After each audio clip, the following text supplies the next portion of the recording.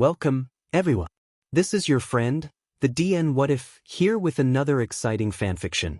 Today, we're diving into the story of What If Deku Gave Todoroki a Real Family?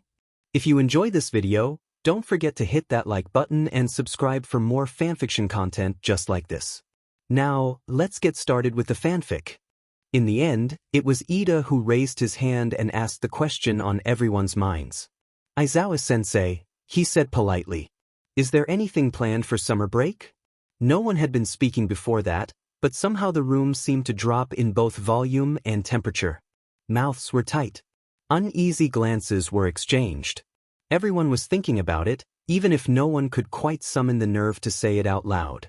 Exams were behind them, summer break was nearly upon them, and the knowledge brought with it a healthy portion of apprehension. 1 year. In just a few weeks, 1 year would have passed since the training camp that ended in a villain invasion and a kidnapping. 1 year since Kamino Ward, All for One, and All Might's forced retirement. Bakugo had been sullenly quiet all morning. Midoriya was staring contemplatively out the window. Now, Bakugo's scowl only deepened, and Midoriya seemed to shrink in on himself, refusing to look anyone in the eye. Aizawa sighed. I was going to announce this at the end of class, he said. There will be training taking place during the break, but it will be taking place on campus. Furthermore, he raised his eyes, casting a glance around the room as his students watched him intently. For the first 3 weeks, we will be releasing you to spend the first half your holiday at home with your families. The mood lightened then, at least in most of the room. A smile spread across Ida's face as he put his hand down. Uraraka, Ishido, and Hagakure cheered out loud, along with Kaminari and Kirishima. Toward the back of the room, Midoriya perked up instantly, from tense, pensive silence to bright enthusiasm like the flip of a switch. Bakugo shifted in his seat and didn't quite smile, but looked a lot less like he was sitting at a funeral. The school boards judged it safe, Aizawa went on. Villain attacks have died down, and pro-heroes will be on alert for as long as your break lasts. The school will be using this time to run maintenance and cleaning crews through the dorms, so win-win. From there, he moved on with the day's lesson, and class continued without the heavy pall that had been hanging over it since the start. There were smiles on more than one face, eagerness and excitement and no small amount of relief. Toward the back of the room, Todoroki faced front, as smooth and blank as glass. No one noticed the tremor in his right hand, nor the way that ice spread along the surface of his desk from his fingertips. Hey, Todoroki? Shudo started. It was not quite a flinch, nor was it enough to disturb the lunch tray in his hands, but he knew the moment he jerked around at the light tap to his arm that it was noticeable. Sorry, Midoriya said, pulling his hand back. Sorry about that. Didn't mean to. His voice trailed off before he could finish with scare you. It's fine, Shudo replied, forcing his face blank. Embarrassment twisted in the pit of his stomach. Midoriya was frighteningly observant. Already, he could see that Shudo was jumpy, and he was the only one in the whole class who would know why. Did you need something? I just wanted to talk to you real quick, Midoriya replied. Privately? You probably don't want anybody overhearing. It wasn't that Shudo hadn't known this was coming. On the contrary, he'd been expecting it ever since Aizawa's announcement that morning. But there was a difference between expecting it and facing it, and not for the first time, Shudo wondered at his own decision to call the single nosiest person in the entire class his friend. All right, just let me put my things down first, he said at length. Luckily, Ida and Uraraka were already sitting together at an otherwise empty table. Shudo slid his tray in next to Ida's. Could you watch this for me for a minute? He asked. I'll be right back. The moment they agreed, he stepped away again, rejoined Midoriya, and walked back out into the hallway. The dull roar of conversation faded away, and after a minute of walking in companionable silence, they found a quieter spot to talk without being overheard. What did you want to talk about? Shudo asked once he was certain they were alone. If Midoriya was going to bring up what Shudo thought he was, then the last thing he wanted was anyone walking in on them. Well, it was about what Aizawa-sensei said this morning, Midoriya said, and Shudo felt his heart sink at the reminder. Home for the holidays. Dorms being cleaned and checked, so there was little chance he could duck out. What about it? He said flatly. You know what? Midoriya met his eyes, and his voice nearly dropped to a whisper. I just wanted to know if you were okay with it.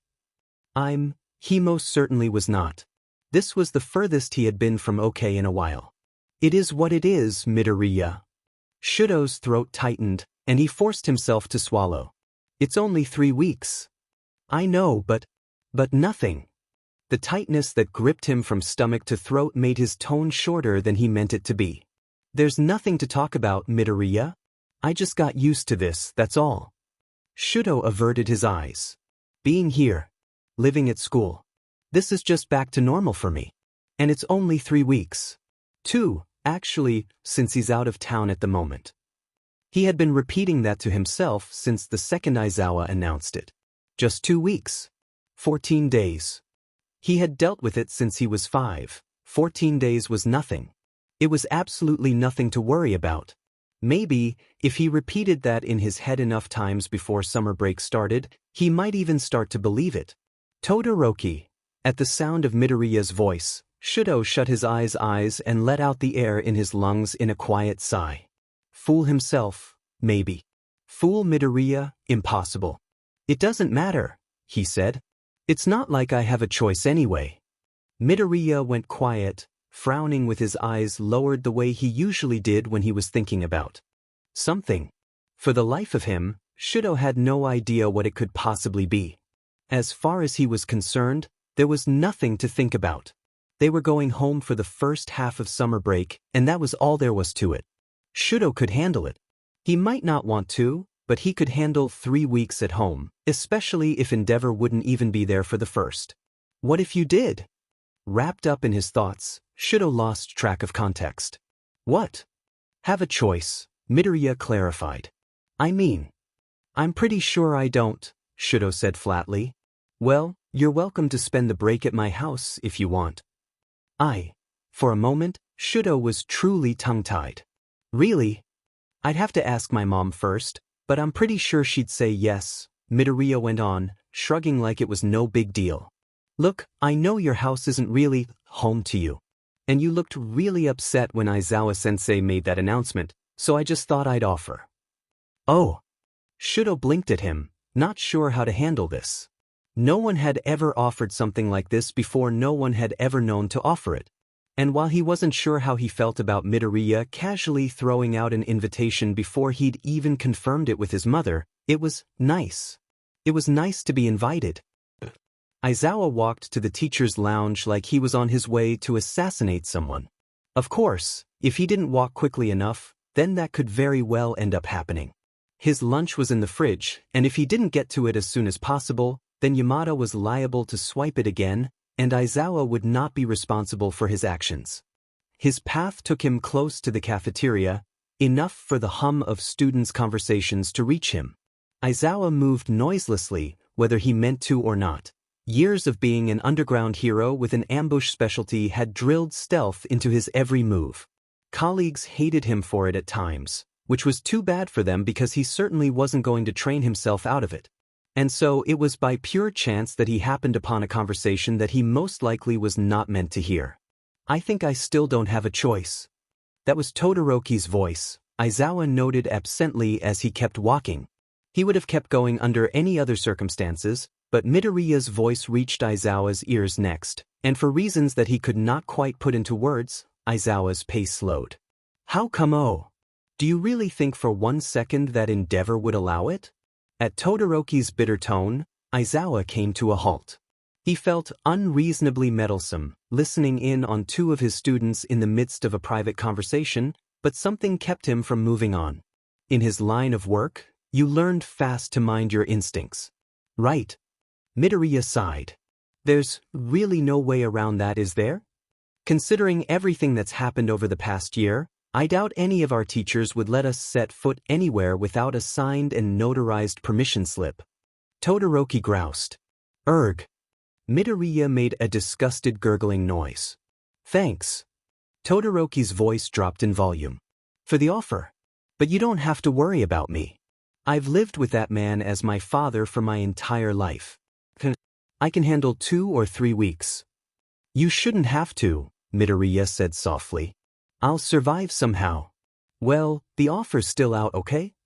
Midoriya went on. If you do find a way around it, you're welcome to stay the summer at my house.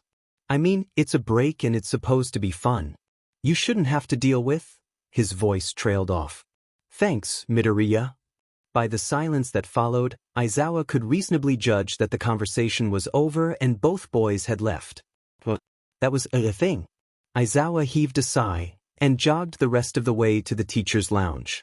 Yamada was opening the fridge when he walked in, reaching his thieving fingers for the bag that Aizawa had left.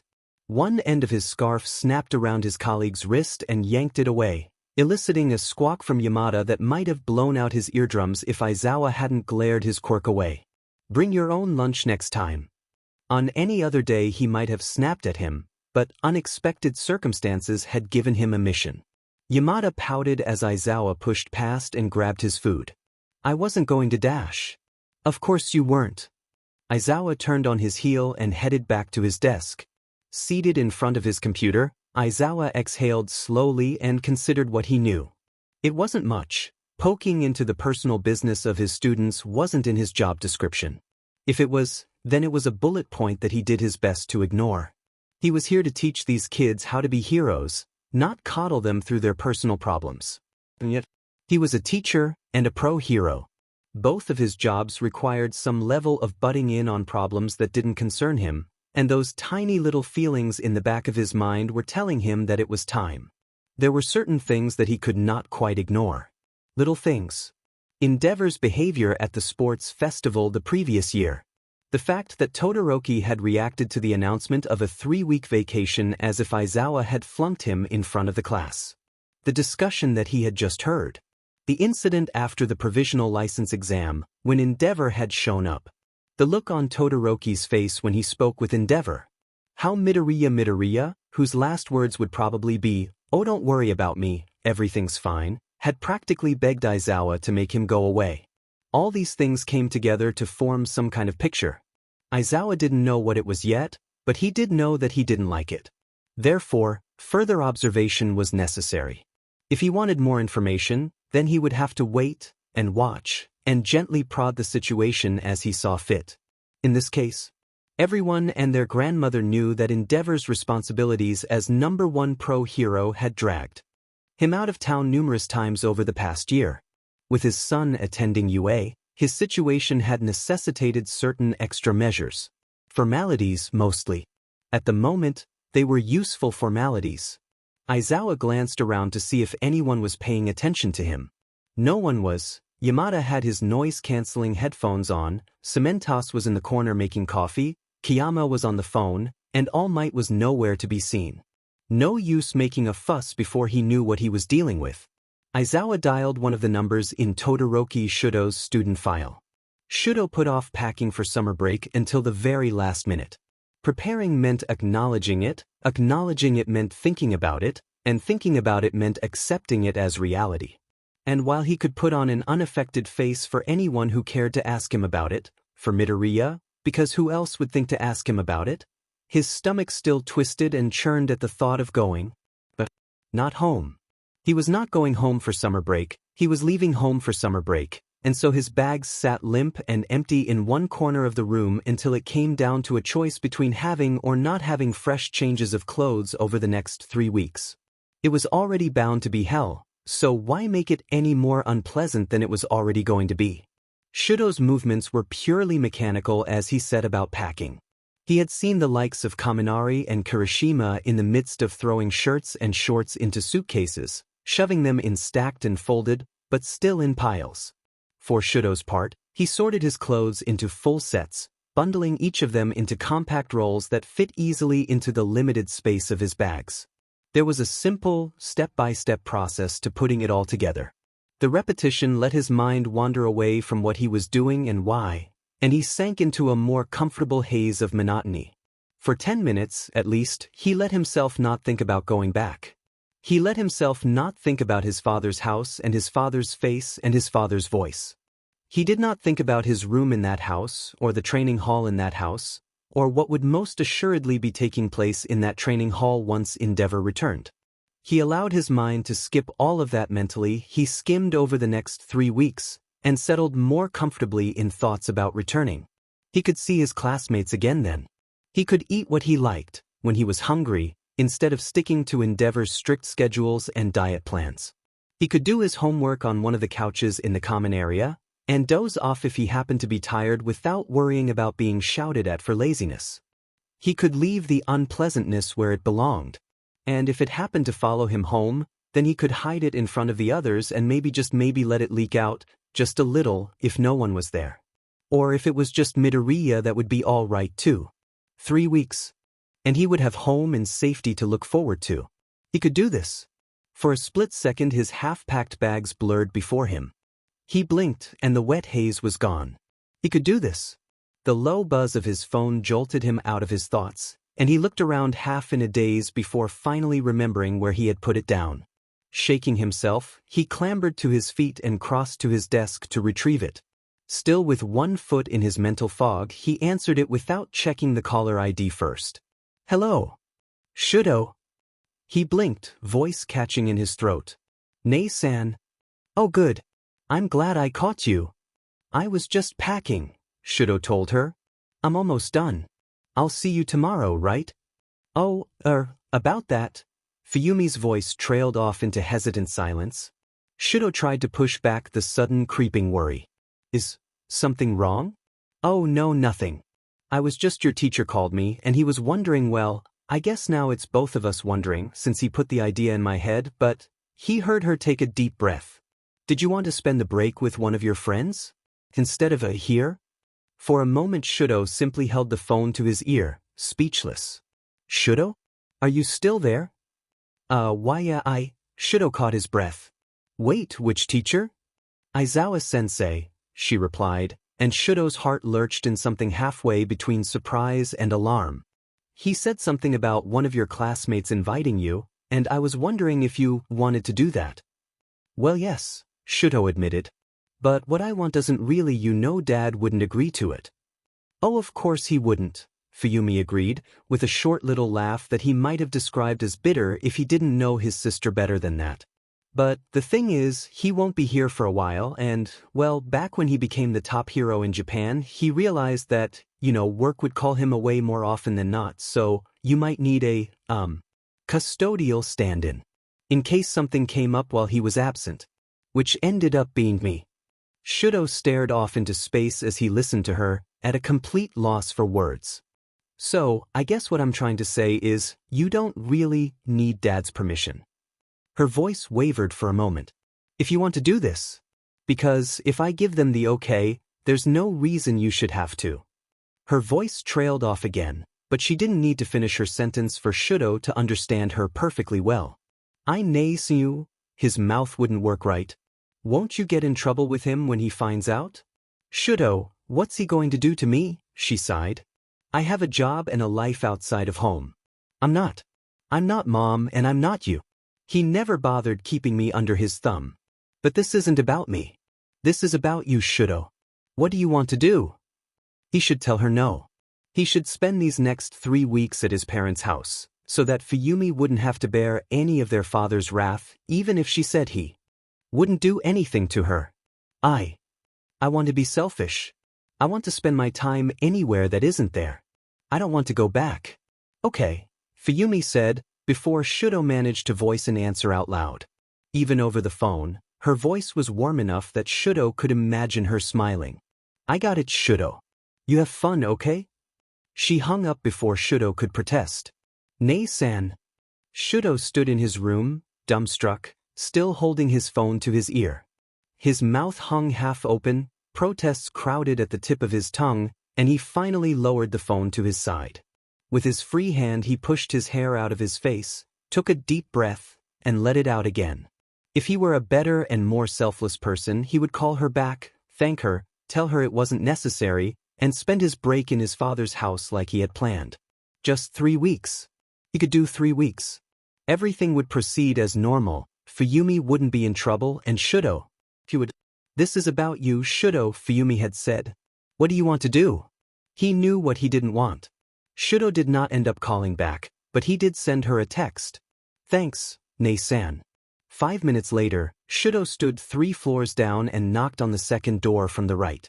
A scramble of footsteps followed, before the door opened and Midoriya peered out, eyes widening at the sight of him. Todoroki, what's up? Shudo met his eyes briefly, fingers curling and uncurling in his pockets. Is that offer still open? He asked. Midoriya beamed. They took the train together. It was crowded enough to force them to stand, not that Izuku minded. If Todoroki was bothered by it, he didn't mention it.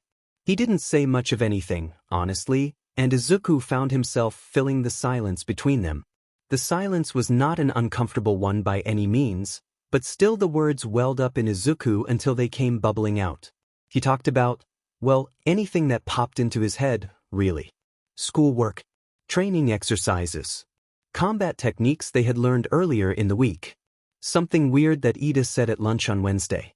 It came out in a steady stream of one-sided conversation as Izuku held onto one of the plastic handles suspended from the ceiling of the train car and kept his small rolling suitcase from drifting away with his free hand. It wasn't soft or incoherent enough to count as his usual mumbling, but beyond the small bubble that he and Todoroki made up, his words and voice were lost to the general hum that pervaded the crowded train car. Through it all, Todoroki made no reply besides the odd noise and monosyllabic response that indicated that he was still listening. Mostly he stared out the windows as if lost in thought, sparing the odd brief glance at Izuku. He had 2 bags with him, one of them was slung over his shoulder, and the other hung from the hand not gripping the hanging strap. As Izuku mused aloud over an interesting blog post he had read the other day, he kept an ear out for the automated stop announcements. They were almost there. His hand was getting sweaty from gripping the suspended handle. Izuku let go briefly, just so he could wipe his palm dry before holding it again. At that moment the train jerked to a stop, sending Izuku staggering into Todoroki's side with a quiet yelp of alarm. It was only a momentary crisis. Todoroki dropped the bag in his hand to steady him, and Izuku regained his balance and his grip on the handle. Whoops! He grinned sheepishly, pulling his suitcase even closer than it had been before. Sorry about that. It's no trouble. That was the longest sentence Todoroki had spoken since boarding the train. A wave of self-consciousness rushed Izuku before he could contain it, jarring him off his train of thought. He looked away on the pretense of glancing out the windows again, hoping his embarrassment wasn't making him blush too dark. Well, anyway, his mind drew a blank. What was I talking about again? You were speculating on the future of widespread independent hero agencies, considering the new emphasis on teamwork and collaboration among incoming heroes, Todoroki replied, without missing a beat. He paused. Also about how helpful Detective Naomasa is whenever he shows up. Oh right. Izuku tried not to shuffle awkwardly. He offered a quiet, sheepish laugh. Talk a lot, huh? Yes. Todoroki's blunt reply landed like a brick to the head. But it's nice. Izuku looked at him, startled, because he must have heard wrong. Nice. Briefly, Todoroki met his eyes. I like hearing your thoughts. Izuku's mind went blank a second time, and for a few moments all he could do was stare and blink at Todoroki. "Dado," was all he managed to say, and nearly missed the announcement of their stop. "Oh, that's us. The next stop is ours." "Okay," Todoroki replied, and the rest of the ride passed with silence between them. For years, Midoriya Inko had despaired of playing hostess to her son's friends. It wasn't always like this. When he was very small, sometimes little Katsuki would come over to play, and Inko was happy to set out snacks for them and supervise their games from afar. But then their 4th and 5th birthdays came and went, and things took a turn for the worst. Katsuki stopped coming over, and eventually, Izuku stopped going out. He entered elementary school friendless, with Inko always hovering and hoping in the background, waiting desperately for her son to find at least one. His elementary school graduation passed. Middle school began and ended, and nothing changed. And then, at long last, his quirk manifested a miracle all on its own. He got into the high school of his dreams, another miracle. And the third miracle, the most precious in Inko's eyes. He found friends. She'd met a few of them already, but only briefly. Inko could recall their faces because she'd etched them into her memory. Names escaped her sometimes, but that didn't matter. They were her son's friends. They made him smile. They watched over him when she couldn't, which was most of the time these days, and Inko had cried her relief more than once over how much her son's life had changed for the better. And so, when Izuku had called her before his summer break with a hesitant request, she had all but fallen over herself to grant it for him. "Hi, Mom," he'd greeted her over the phone. "Izuku. Oh, I can't wait to have you home again. Have you been packing?" "Oh yeah, of course. I was just..." His voice had trailed off. "I just had sort of a question." "Oh." Her automatic reaction had been worry, of course. After how his high school years had been going so far, she could hardly be blamed. "What is it? Is something wrong?" No. Everything's fine." He'd laughed sheepishly. "Really, nothing's wrong this time. It's just a little short notice, I guess, so, anyway. I was wondering if, over the break, it was okay if one of my friends stayed over." "Of course it is," she had replied, heart leaping with excitement. "Why wouldn't it be? Just let me know when and how long and—" "Why, I meant the whole break," Izuku had interrupted. "All 3 weeks. Is that okay?" Inko had blinked in surprise, caught off guard. "The whole break? Please, Mom? Sort of. I mean, I didn't exactly promise, but I sort of implied it was a promise and I don't want to let him down. I'm really sorry I'm asking this so late, but—" No, it's all right," she'd sputtered. "It's all right with me, of course it's all right. I'm just a little surprised, that's all." "Yeah," Izuku's voice had trailed a little. "It's just his dad's really busy and isn't going to be home, and I don't want him to be lonely, so I thought." Her heart had melted a little, and still did when she thought of it now. Her son might be big and strong now, but he was still as soft and kind as he ever had been. Of course he'd offer his own home to make sure a friend didn't have to be alone over 3 weeks of summer break. So she had given her enthusiastic permission, and realized rather belatedly that she had forgotten to ask which friend he was referring to. Not quite her fault, considering that this was all a little new to her. Her son having friends over. She was out of practice.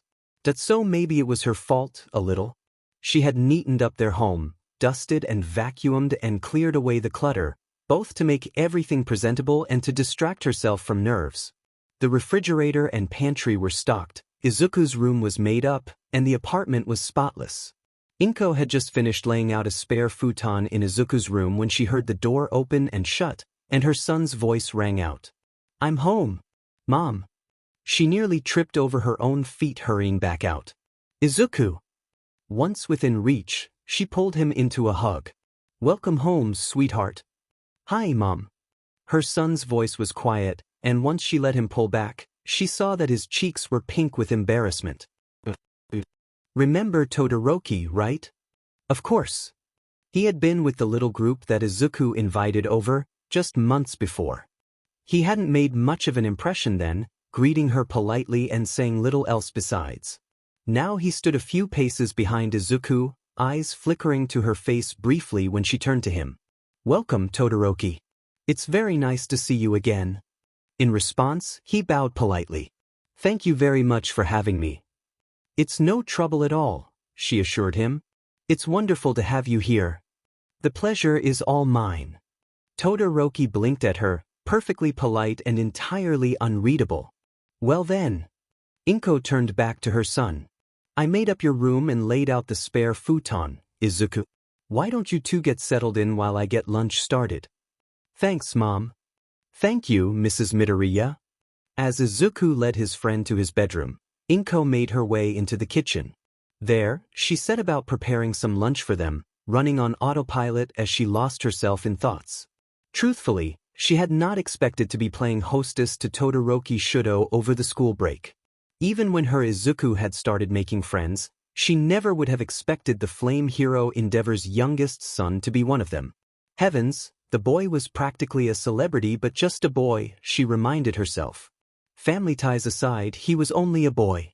And why shouldn't Izuku befriend him closely enough to invite him to their home? Thinking on it now, it wasn't so surprising at all that he was the one Izuku had told her about. Ever since that business in Kamino Ward, Endeavor had become the #1 hero. A title like that probably took him all over Japan and beyond. No wonder he was missing his son's 3 weeks home from the UA dormitories. That must have been a lonely thought for his son. She had to wonder about his mother, too. Izuku hadn't mentioned her. A touch of pride welled within her. There was no need for loneliness here.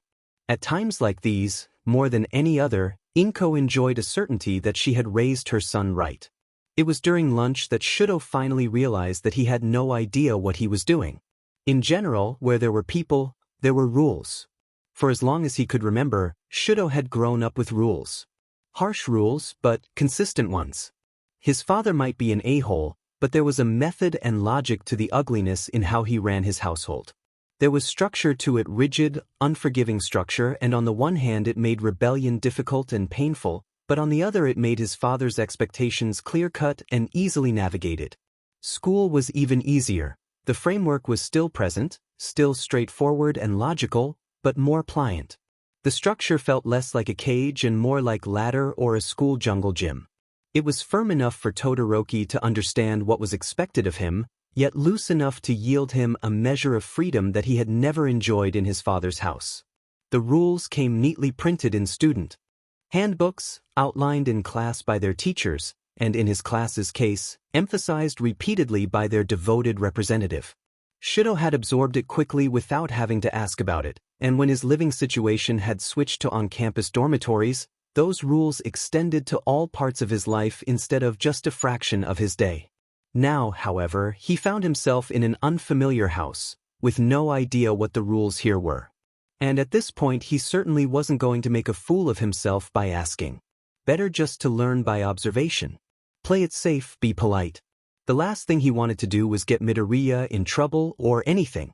And so, he found himself sitting quietly at the table, listening attentively to Midoriya's mother as she chattered away.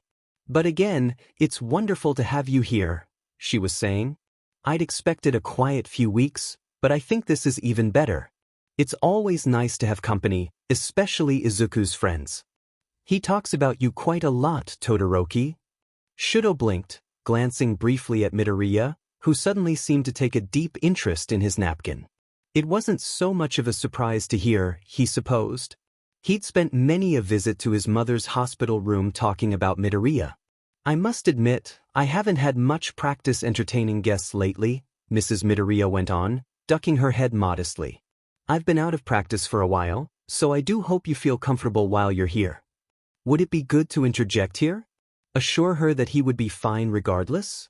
"Wait, no," she wasn't done speaking yet. "But I'm happy to get to know you in person, especially since Izuku absolutely sings your praises," Mrs. Midoriya went on blithely. "Just last month he was telling me over the phone about that landslide simulation, and you should have heard him." Midoriya startled Shudo by interrupting her mid-sentence in a tone that was almost whining. Shudo shot a quick glance at his friend, bewildered. Mrs. Midoriya beamed at him. "Only teasing, dear. You know I don't get the chance very often." "To what? Embarrass me in front of my friends?" Midoriya sent his mother an injured look. "Absolutely. I have to make up for lost time." To Shudo, she smiled again. He never had friends over when he was younger. "New experience for both of us," Midoriya remarked quietly, drawing Shudo's attention again. "Oh, definitely."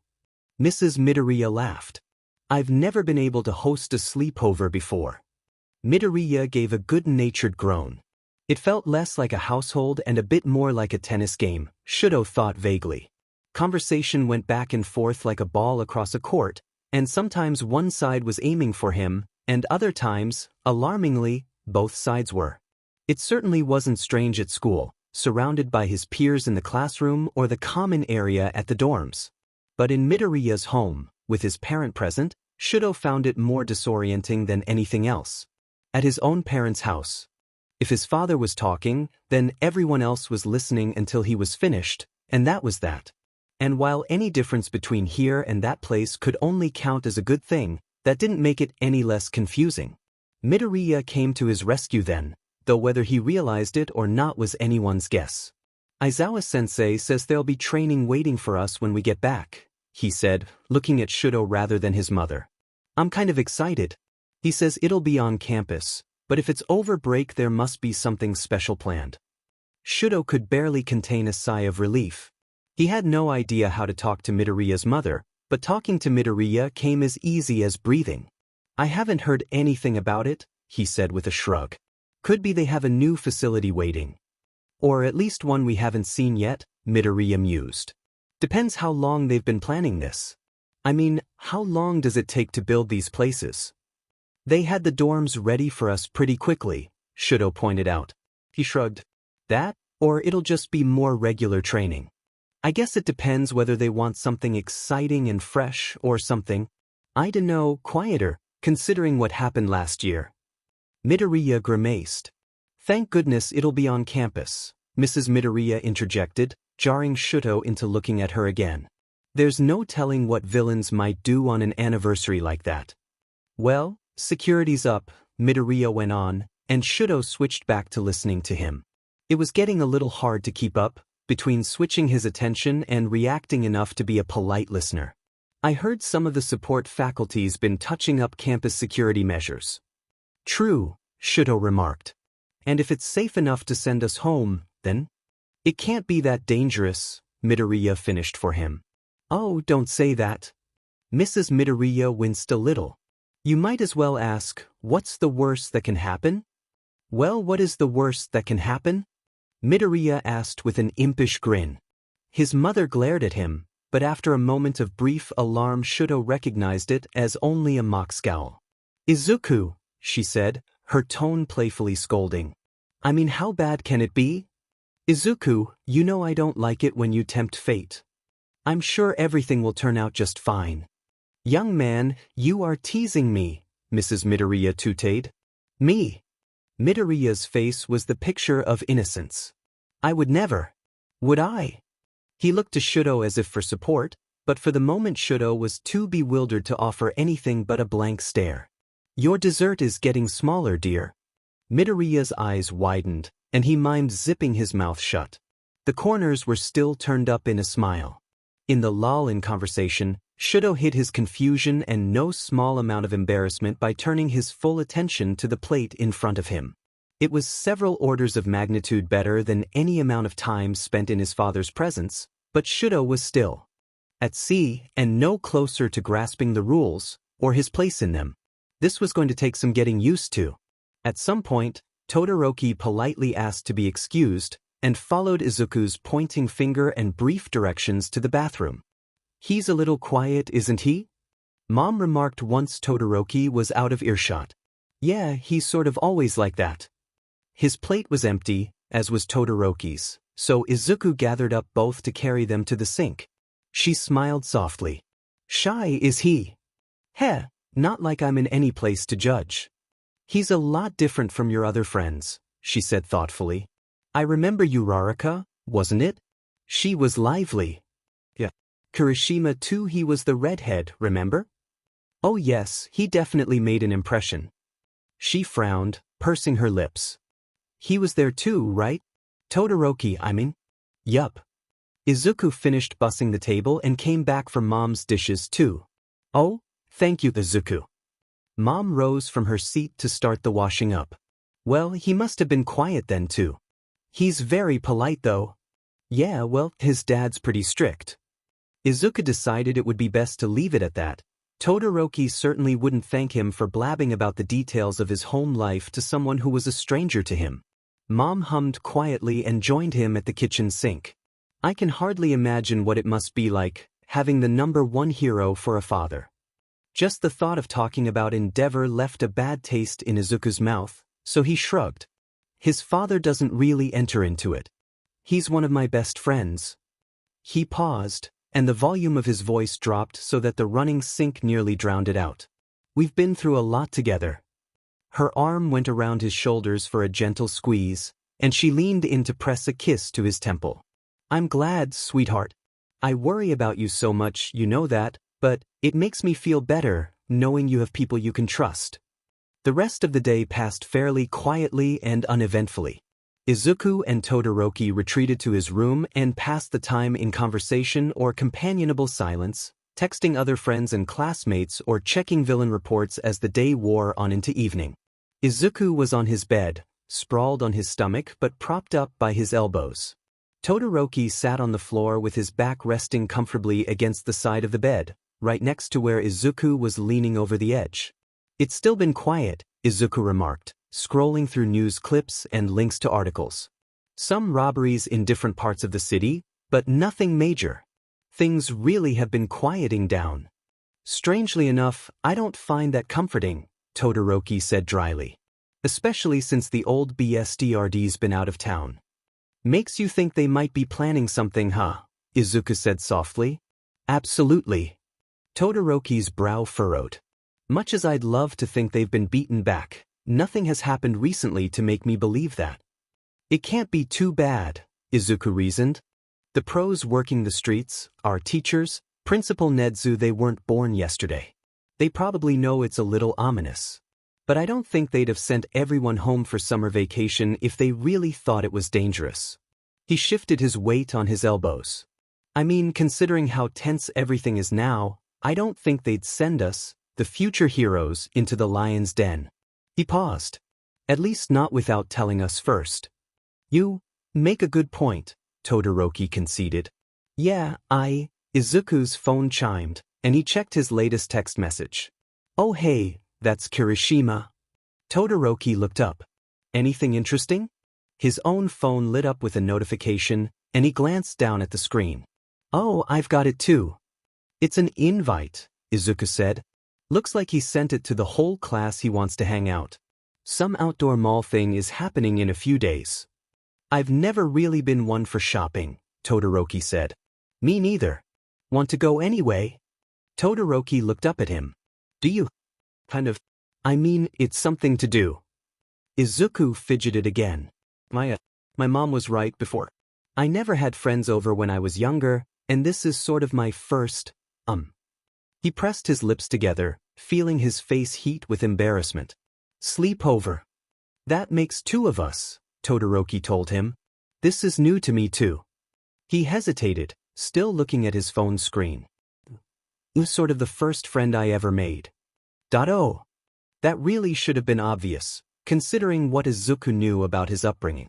And maybe he had realized that on some level. But understanding something subconsciously, and hearing it spelled out for him by one of his closest friends, were two very different things. Then I sure hope I'm doing this right, huh?" The nervous little laugh slipped out before he could stop it. Where on earth had that come from? "Don't worry about it," Todoroki said. "It's not like you have to work hard or anything." Another pause. "I just like hanging out with you." "Oh," Izuku said again. He couldn't deny the warm little glow that lit up within him, nor the smile that it brought to his face. "You too." "This is a travesty," Izuku said. "This is absolutely no. This is unacceptable." Todoroki, for his part, looked quietly embarrassed. "Is it really such a big deal?" he asked. "That you haven't seen Star Wars? Or any Disney movies?" "Kind of. A little bit. I've never had much exposure to American media," Todoroki admitted with a roll of his eyes. Izuku stared at him. "It's Disney. And my old man's an a-hole," Todoroki pointed out. At this, Izuku winced visibly. "Oh, right. DMN, he was probably being insensitive. Sorry. I didn't forget, It's fine," Todoroki said with a shrug. "There's a lot I don't know. Is it really that important?"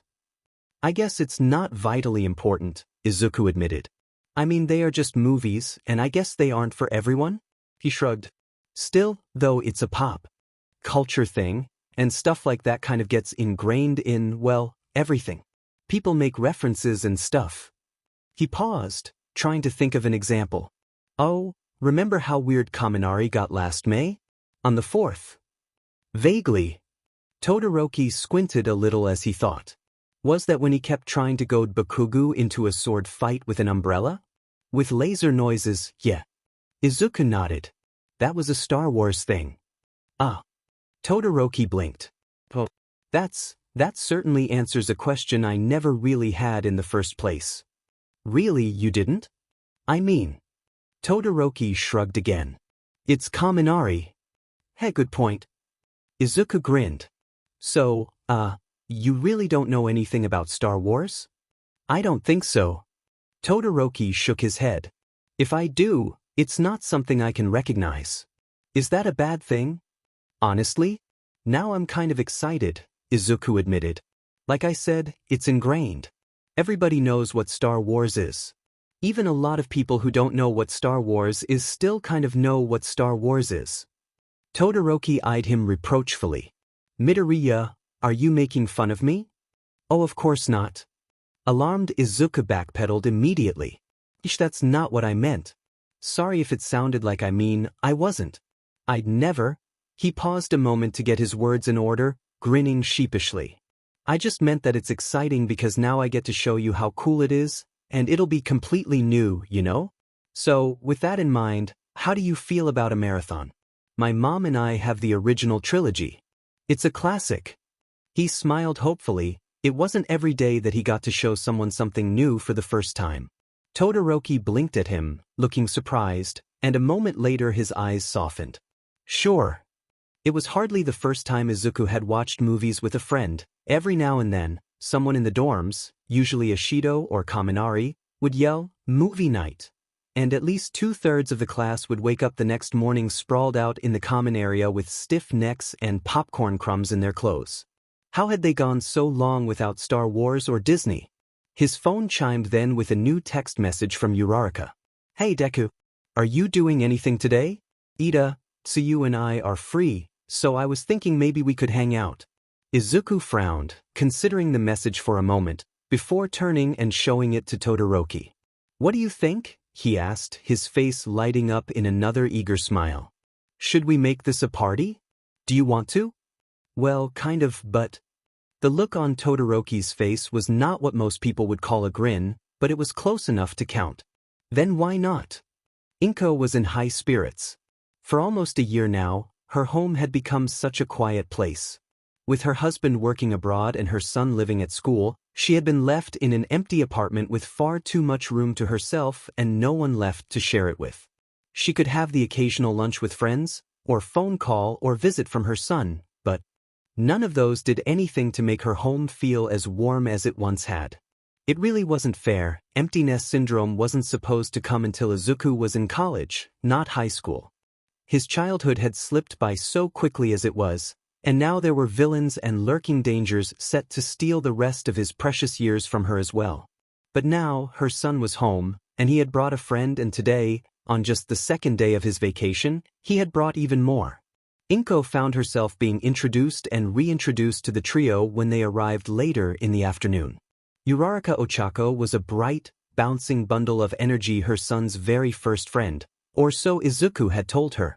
Close to her side was Azuitiu, shy and quietly sweet and bearing enough sweets for everyone to enjoy, Inko included. And Ida Tenya, another minor celebrity, the youngest son in the family of Ingenium, was at once similar to Todoroki and vastly different. Impeccably courteous to her on the one hand, but loud and boisterous and enthusiastic on the other. What is it? Izuku asked her as he poured microwaved popcorn into a large bowl. Inko looked up from the counter she was wiping down to find her son grinning at her. You haven't stopped smiling since Ida, Uraraka, and Tsuyu got here, Izuku remarked. Your face isn't getting tired, is it? She pretended to look down her nose at him primly. If it is, then it's because I'm out of practice after all the fretting I do over you. He laughed sheepishly. All right, I deserve that. Your friends are wonderful, that's all, she said. You chose them so well. I used to worry years ago that the next friend you made would be, well, Bakugu Katsuki all over again. She winced inwardly. Perhaps she shouldn't have brought that up. Her son's smile faded. Yeah, even with him, it's not so bad anymore. I don't know if we'll ever really be friends, not like how I am with Ida or Uraraka or Todoroki, but it's better than it was. We're better than we were. Things are less lopsided. And we might not like each other very much, but I trust him. He seemed to shake himself. But, there's a difference between trusting someone and wanting to watch space opera flicks for 6 hours with them. Hey Deku! Uraraka called from the living room. We've got the first movie set up. I'll be out in a minute. Izuku called back. Deku! Inko echoed, half to herself. That's also better than it used to be, Izuku told her with a smile. You want to watch with us, Mom? She almost brushed him off and told him to go be with his friends. But then she remembered he lived with his friends almost every day now. This was her time to catch up with him. I think I will. Go ahead and start. I just want to finish up here. He took the popcorn out to them, but returned a moment later, sleeves rolled up to his elbows, and helped clean the rest of the counter. By the time she walked out, she had more snacks. Some cookies, a plate full of apple slices, a pitcher of punch, and a small stack of little plates to minimize the mess. She found everyone huddled in front of the TV, and was met with a chorus of enthusiastic thank yous. Ida stood up to take some food off her hands, with Todoroki quickly following suit. You're very welcome. She beamed at her small group of guests. You're all welcome to stay for dinner as well. You'll probably have to, if you have your hearts set on seeing all 3 of these. Just leave your plates and cups by the sink when you're done, and I'll take care of them. We would be happy too, Mrs. Midoriya. Sure thing. No problem, Ribbit. Thank you. She didn't feel too selfish sitting next to her son.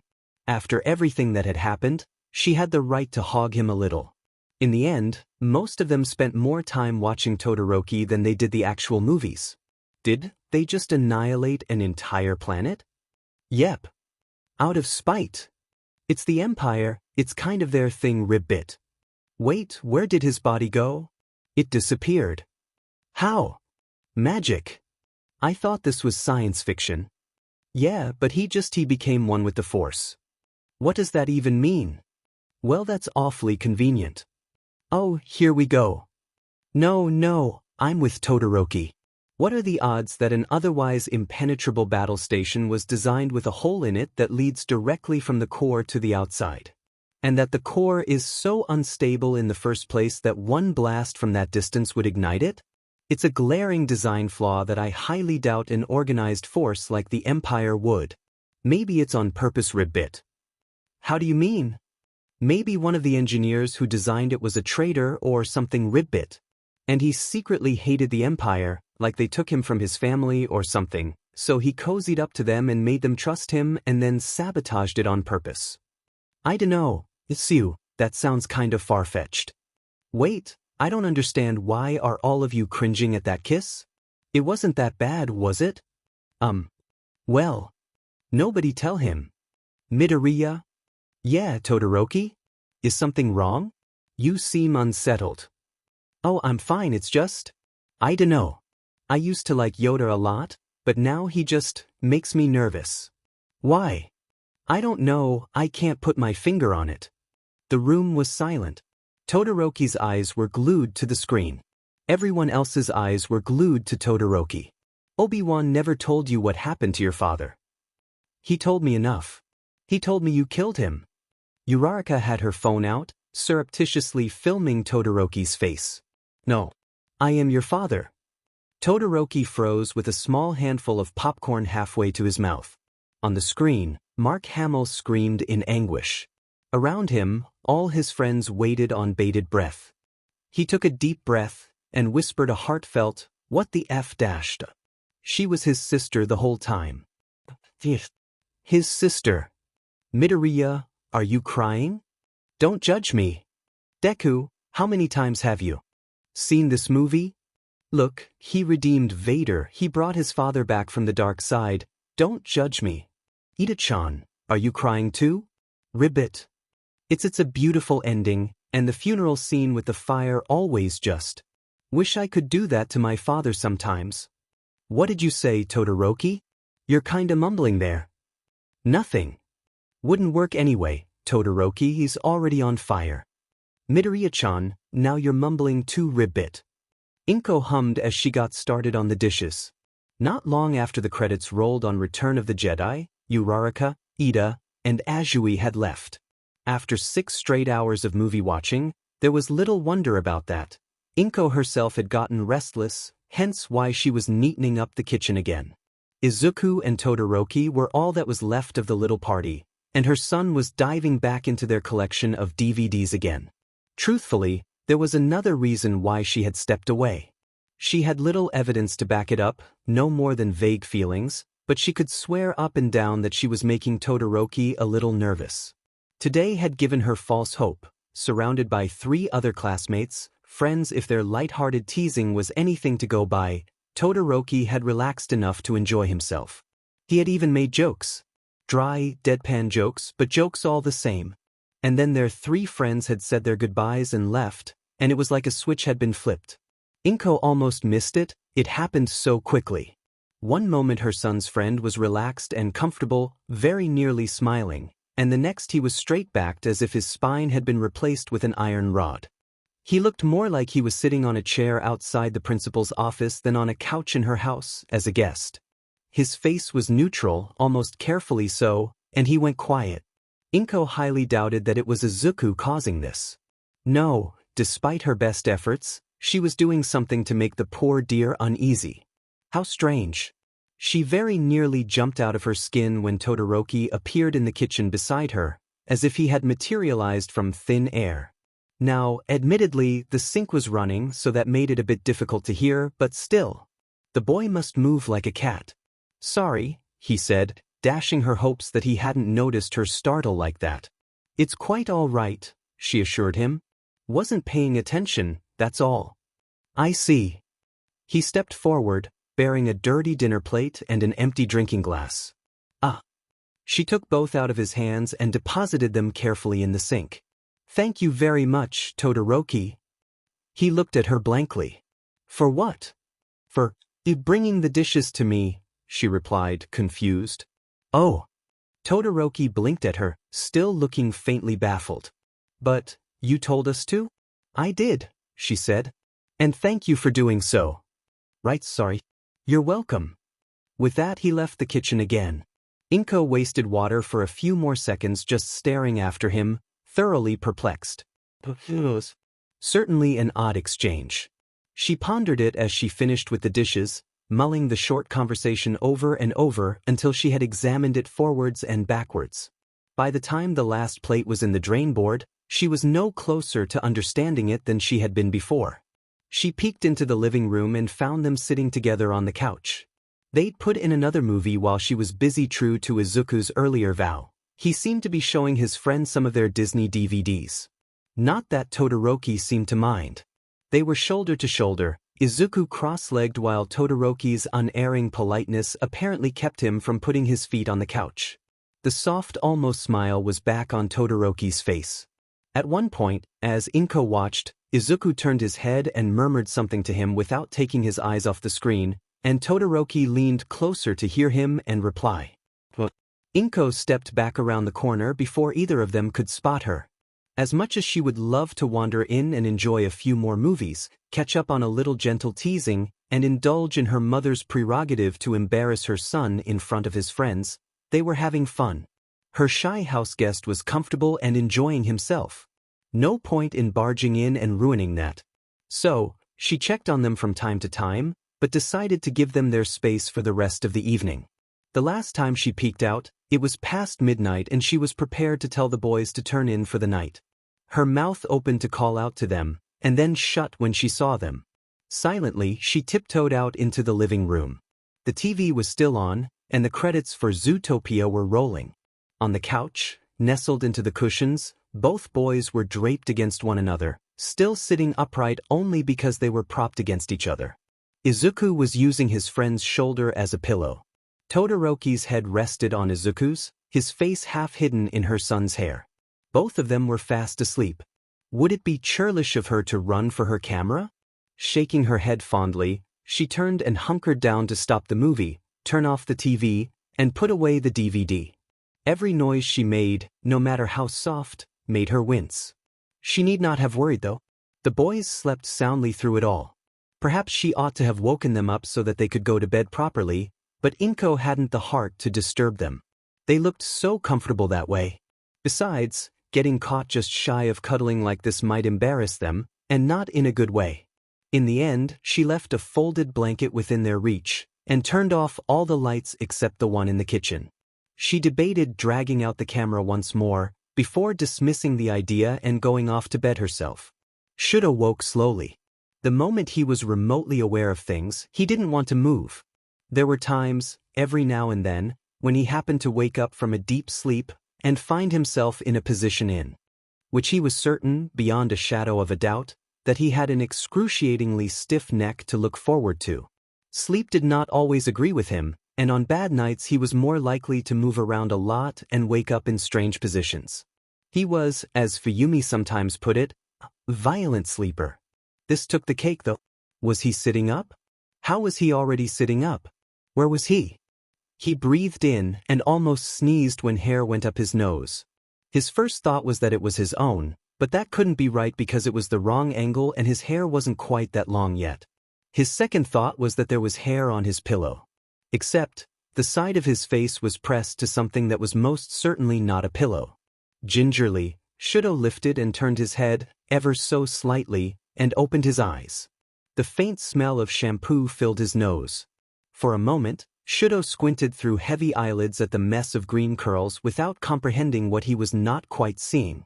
Then he registered the couch beneath him, the weight on his shoulder, and the solid warmth pressed against his side, and suddenly he had an entirely different reason to not want to move. He was sleeping against Midoriya. Midoriya was sleeping on him. He had Midoriya's head tucked against the crook of his neck, and he had been sleeping that way, presumably for most of the night. This was the sort of thing people panicked about, wasn't it? Carefully, without moving, Shudo inhaled and exhaled slowly. Breathe. This was not a big deal. This was hardly the first time something like this had happened. Movie nights and late-night group study sessions at the dorms tended to end like this, with Shudo waking up uncomfortably close to one of his classmates, in spite of his subconscious self's best efforts to keep his distance. While those moments were less than ideal, they were nothing to be anxious about. This was no different, except it was. Not only because this was far closer than Todoroki had ever ended up in the morning after a study session, but also because it wasn't uncomfortable. He'd woken up once with Kaminari's hand resting on his arm, nothing suggestive, purely by accident. Shudo still remembered how his stomach had turned with unease. Not that he disliked Kaminari, he just disliked being touched by Kaminari without a practical reason for it.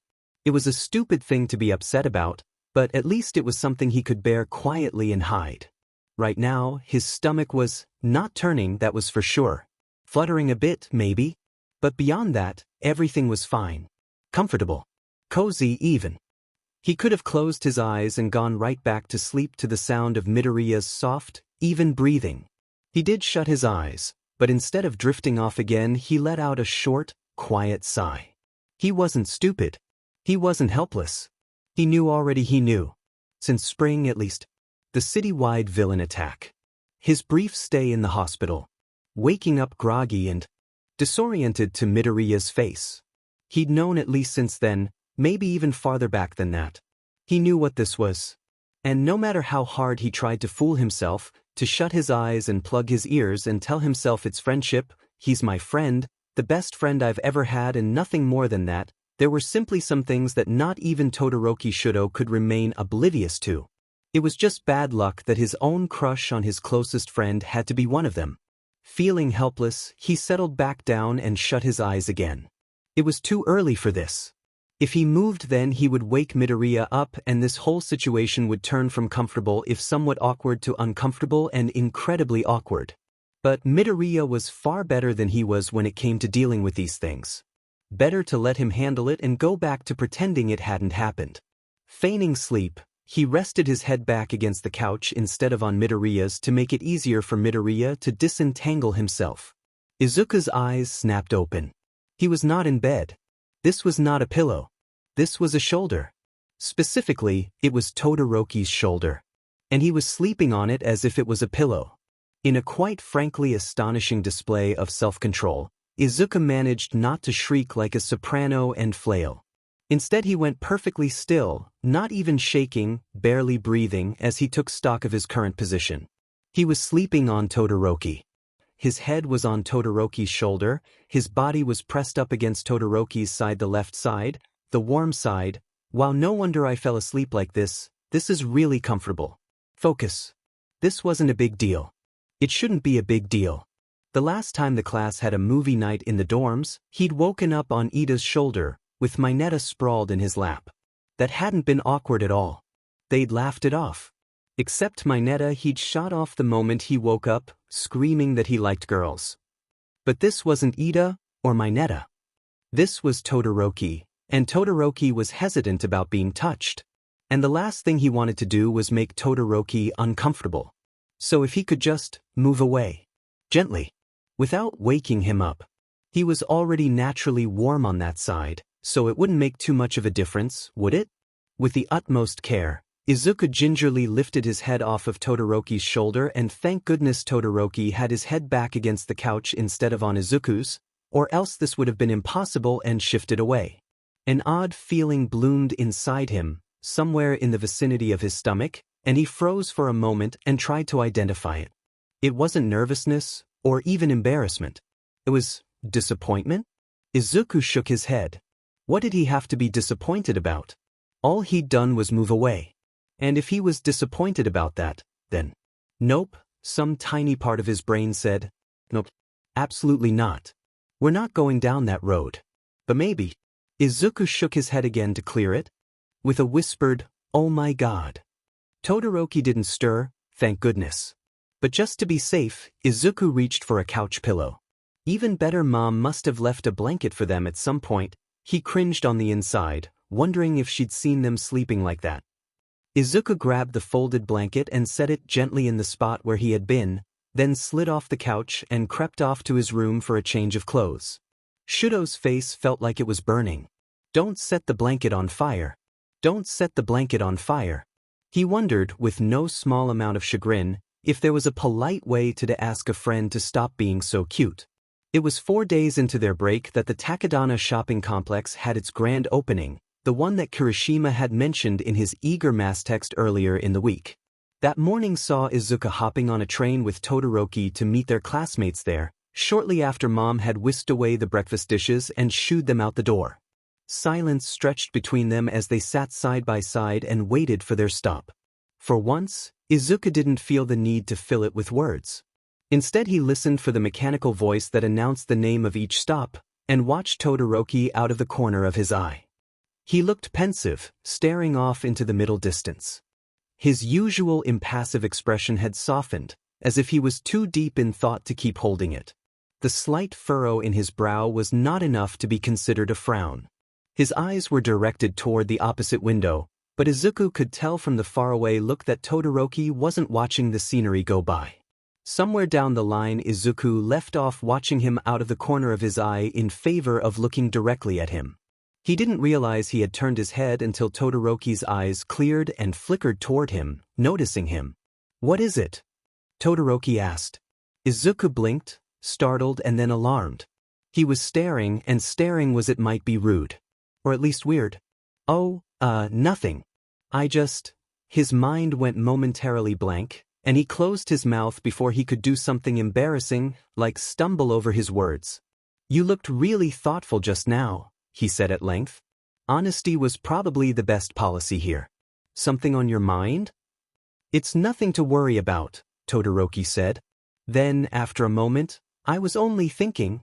I was planning to visit my mother sometime soon. If we're spending the day at the grand opening for a shopping complex, then I might as well get her something." "Oh, that's nice. What were you thinking of getting her?" "I'm trying to think of something," Todoroki said with a shrug. His eyes flickered toward Izuku's. "What do you think?" "Emmy? Oh, well, There he was again, stammering. He shouldn't have been stammering this bad around Todoroki. The best cure was usually talking more, in his experience. "I don't really know much about your mom, but when I try to find stuff for my mom, there are usually 2 or 3 possible types of gifts I can get her. I either try to find something she really needs, or something she really wants or might like.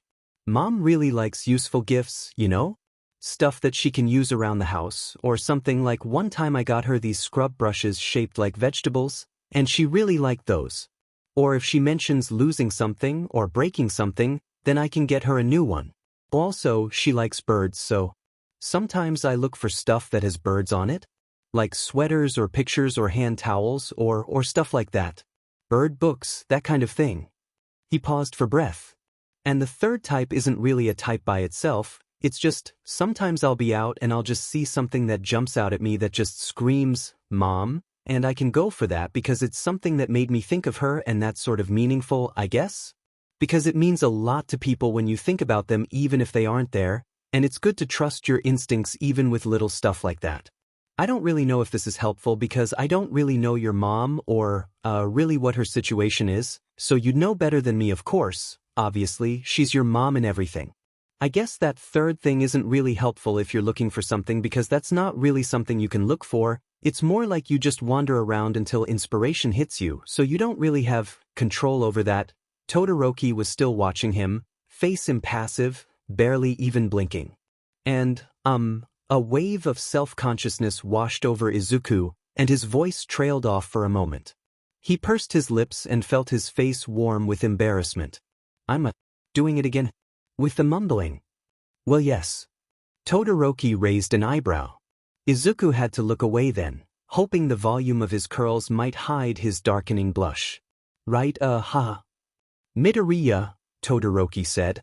How long have we been friends again? Surprise at the question overtook his crawling embarrassment, at least for the moment, and Izuku could look up again without wanting to sink into the floor. I guess since a little after the sports festival, our first year. So a little over a year now. Why? Because it means I talk to you more than anyone else in our class, Todoroki replied. And I've been doing so for that long. He paused, seeming to gather his thoughts. Therefore, I'm pretty sure I know what I'm getting into when I ask you a question. If anything, I welcome it. Air. Izuku felt his face heat up again, but this time it didn't feel like embarrassment. I guess what I'm trying to say is, if I didn't want to hear your opinion and I mean all of it then I wouldn't have asked. Todoroki leaned back in his seat. So, thanks. Why you're welcome, Izuku managed to say. Even though I kind of, unloaded a bunch of different ideas on you. Todoroki glanced at him, eyebrow raised. You say that like it's a bad thing. The reason why I asked you is because I didn't have any ideas. In spite of himself, Izuku had a chuckle at that. Guess you have a point. I'm, happy to be helpful. You are. Outwardly, Todoroki's tone didn't seem to change. But for some reason, at least to Izuku's ears, it sounded like a reassurance. You always are. Izuku shifted in his seat to a more comfortable position, finding his head even more cluttered with thoughts than it usually was. The shopping complex was a short walk from the train station. After a brief pause to get their bearings, the two of them made their way to the intended meeting place. Izuku found himself lagging a little, still distracted by the tangled confusion taking place in his head. If Todoroki took notice, he gave no sign of it. And he had to take notice, considering how many times he had to pause to let Izuku catch up. It was difficult to concentrate on keeping in step with his friend when there were so many thoughts and feelings to sort through, especially when a good portion of his focus went to making sure none of his thoughts were muttered out loud. That did not bear thinking about. Before long, they found themselves on a wide pedestrian-only street. There were no cars except for on the intersecting roads. Takadana was for foot traffic only. Finding it, and catching sight of Kirishima soon after, were a welcome distraction. It wasn't hard, even in the crowded strip, Kirishima's spiky, bright red hair stood out like a beacon. Izuku met his eyes from a distance, and Kirishima grinned and waved them over. You guys made it. Kirishima pitched his voice above the general hum. He wasn't alone, Uraraka was with him, as were Ojiro and Hagakure, arm in arm. Lots of no-shows, turns out. Looks like everybody's got stuff going over the break. Us too, sort of, Ojiro said sheepishly. Toru and I are probably gonna do our own thing, mostly. But we wanted to say hey to everybody before we did. Hagakure added. This place looks like so much fun. Speaking of fun. Kirishima's wide, smiling eyes flickered between Izuku and Todoroki's faces. Uraraka says Todoroki's staying at your place, Midoriya. How's that going for you guys? Izuku glanced to Todoroki. That he was having fun went without saying. Todoroki's opinion sort of held more weight in this case. I've been enjoying myself, Todoroki replied, and Izuku let out the breath he hadn't realized he was holding. So then, Kirishima squared his shoulders, arms akimbo. Where should we go first? I was thinking of shopping around for more gear. That's a good idea, Izuku agreed. Oh, I forgot, the mouth guard on my costume has a crack in it. Hatsum said she had some ideas for a better design, but I need a new one while she works on it. We were just going to window shop, Hagakure said, tugging on Ojiro's arm. I was thinking of visiting my mom sometime over the break, Todoroki said. It'd be nice if I could bring her a present. Oh hey, me too. Uraraka piped up. I mean, I want to get something for my parents, 'cause their birthdays are coming up pretty soon. Well, that's good, Izuku told them. Maybe you can help each other look? How about this? Kirishima spoke up. Let's go out and do our own things for like an hour and then meet up. Maybe we can grab lunch later, or hey, there's a cinema somewhere around here. We can see if there's anything good on. Sounds good to me. Ojiro nodded. Meet back up in an hour? Oh, Izuku hesitated and looked to Todoroki. If he was going to go gift shopping, and he had been asking Izuku for help with it, Todoroki glanced back, blinking, and the look in his eyes changed to one of comprehension. It's fine, he assured Izuku. I'll keep what you said in mind. See you guys in an hour, then. Uraraka waved. Come on, Todoroki, I saw some great stores over this way. Todoroki did a double take after her, before hurrying to follow. Ojiro let Hagakure steer him off in a different direction. With that, Izuku was left with Kirishima, wandering through the crowds past storefronts and shops. There were even kiosks scattered through the street. The nearest one sold decorative phone cases. Farther ahead, another was draped in a display of colorful scarves. Man, they've got a lot of stuff around here, huh? Kirishima remarked. His smile stretched nearly from ear to ear, showing both rows of sharp teeth. Definitely. Izuku stared around, both hands shoved in his pockets as he took in the sights and sounds around them. Would it have been better to go with Todoroki? He had needed help with his shopping, after all. Well, if Uraraka was with him, then she could help him. Something on your mind, Midoriya? He barely felt the nudge, but Kirishima's voice startled him out of his reverie. Is there something you're looking for? Besides the mouth guard, I mean. No, Izuku answered. Well, I guess there sort of is. In a manner of speaking. That was the point of no return. Oh. After an answer like that, his friend's curiosity was piqued, and Kirishima's full attention was on him. There was no brushing him off now. What's going on, Midoriya? Kirishima pressed, his smile bright and eager. Izuku didn't answer immediately. He pursed his lips, staring forward without really looking at what his eyes were aiming at. Hey, Kirishima, he said length. You, biting his lip, he wondered if there existed a tactful way to bring this up. What about me? Kirishima prompted gently. May as well take the plunge. You have that crush on Kaken, right? He said. Kirishima paused mid-step, nearly stumbling. I do, he replied. That was a rhetorical question, right? Because, like, I know you of all people know that. But, what about it? True. Izuku nodded. And, well, I'm not really asking about that, Percy. I was just wondering, how exactly do you know? Huh. Out of the corner of his eye, he saw Kirishima pee his head. That you have a crush, Izuku clarified. Met Kirishima's eyes briefly, but quickly turned his head to face forward again. I mean, how can you tell? Well, it's sort of like, Kirishima hemmed and hawed for a moment. Like, man, this question should not be this difficult. He knocked lightly on his own skull, as if the answer was caught between brain cells and he was trying to jar it loose. It's like they're your favorite person, and being around them or just the thought of being around them makes you happy, I guess. Yeah, but friends are like that too, aren't they? Izuku pointed out, touching on the crux of his problem.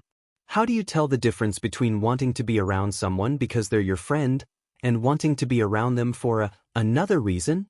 The thoughtful look faded from Kirishima's face, and he turned his head to look at Izuku through squinting eyes. A slow smile spread across his face, one that filled Izuku with dread and a healthy dose of regret. Midoriya. You know what? Izuku said faintly. It's not important.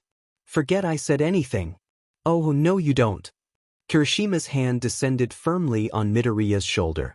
You're not pulling that on me, Midoriya.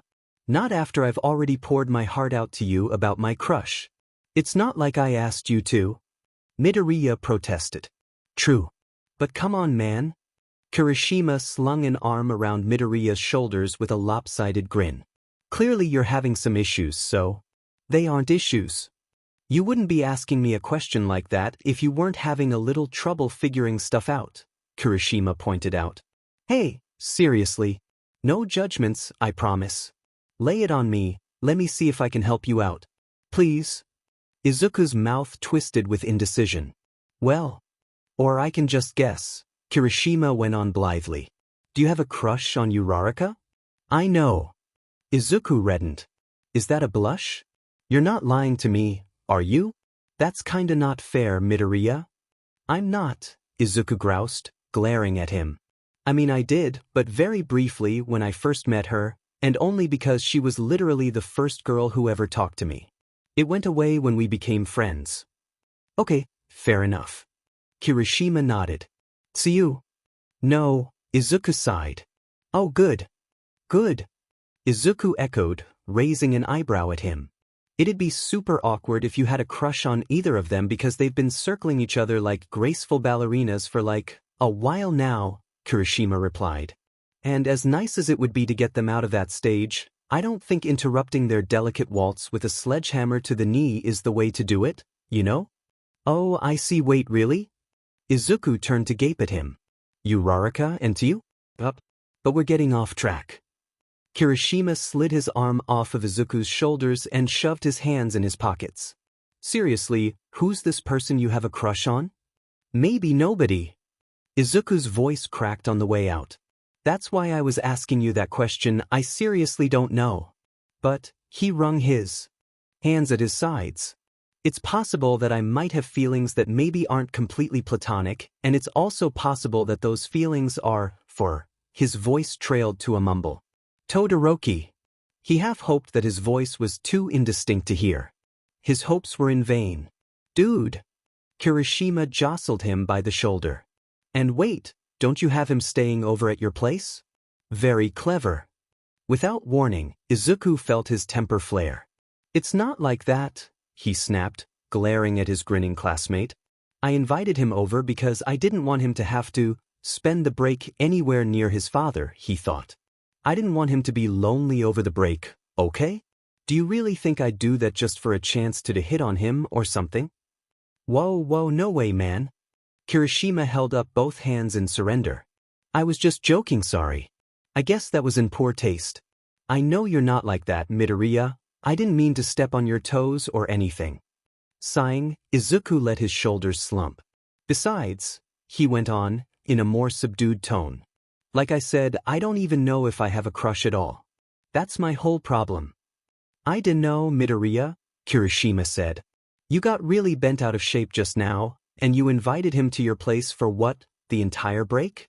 Just so he wouldn't be lonely. Seems pretty likely to me. Not really, Izuku said. I mean, I'd have invited you if you didn't have anywhere to go. Kirishima placed his hand over his heart and made a quiet, choking noise. Bro. Izuku elbowed him lightly and tried not to laugh. You're not being very helpful so far. Okay. So. Kirishima tapped his chin. Let's try from a different angle.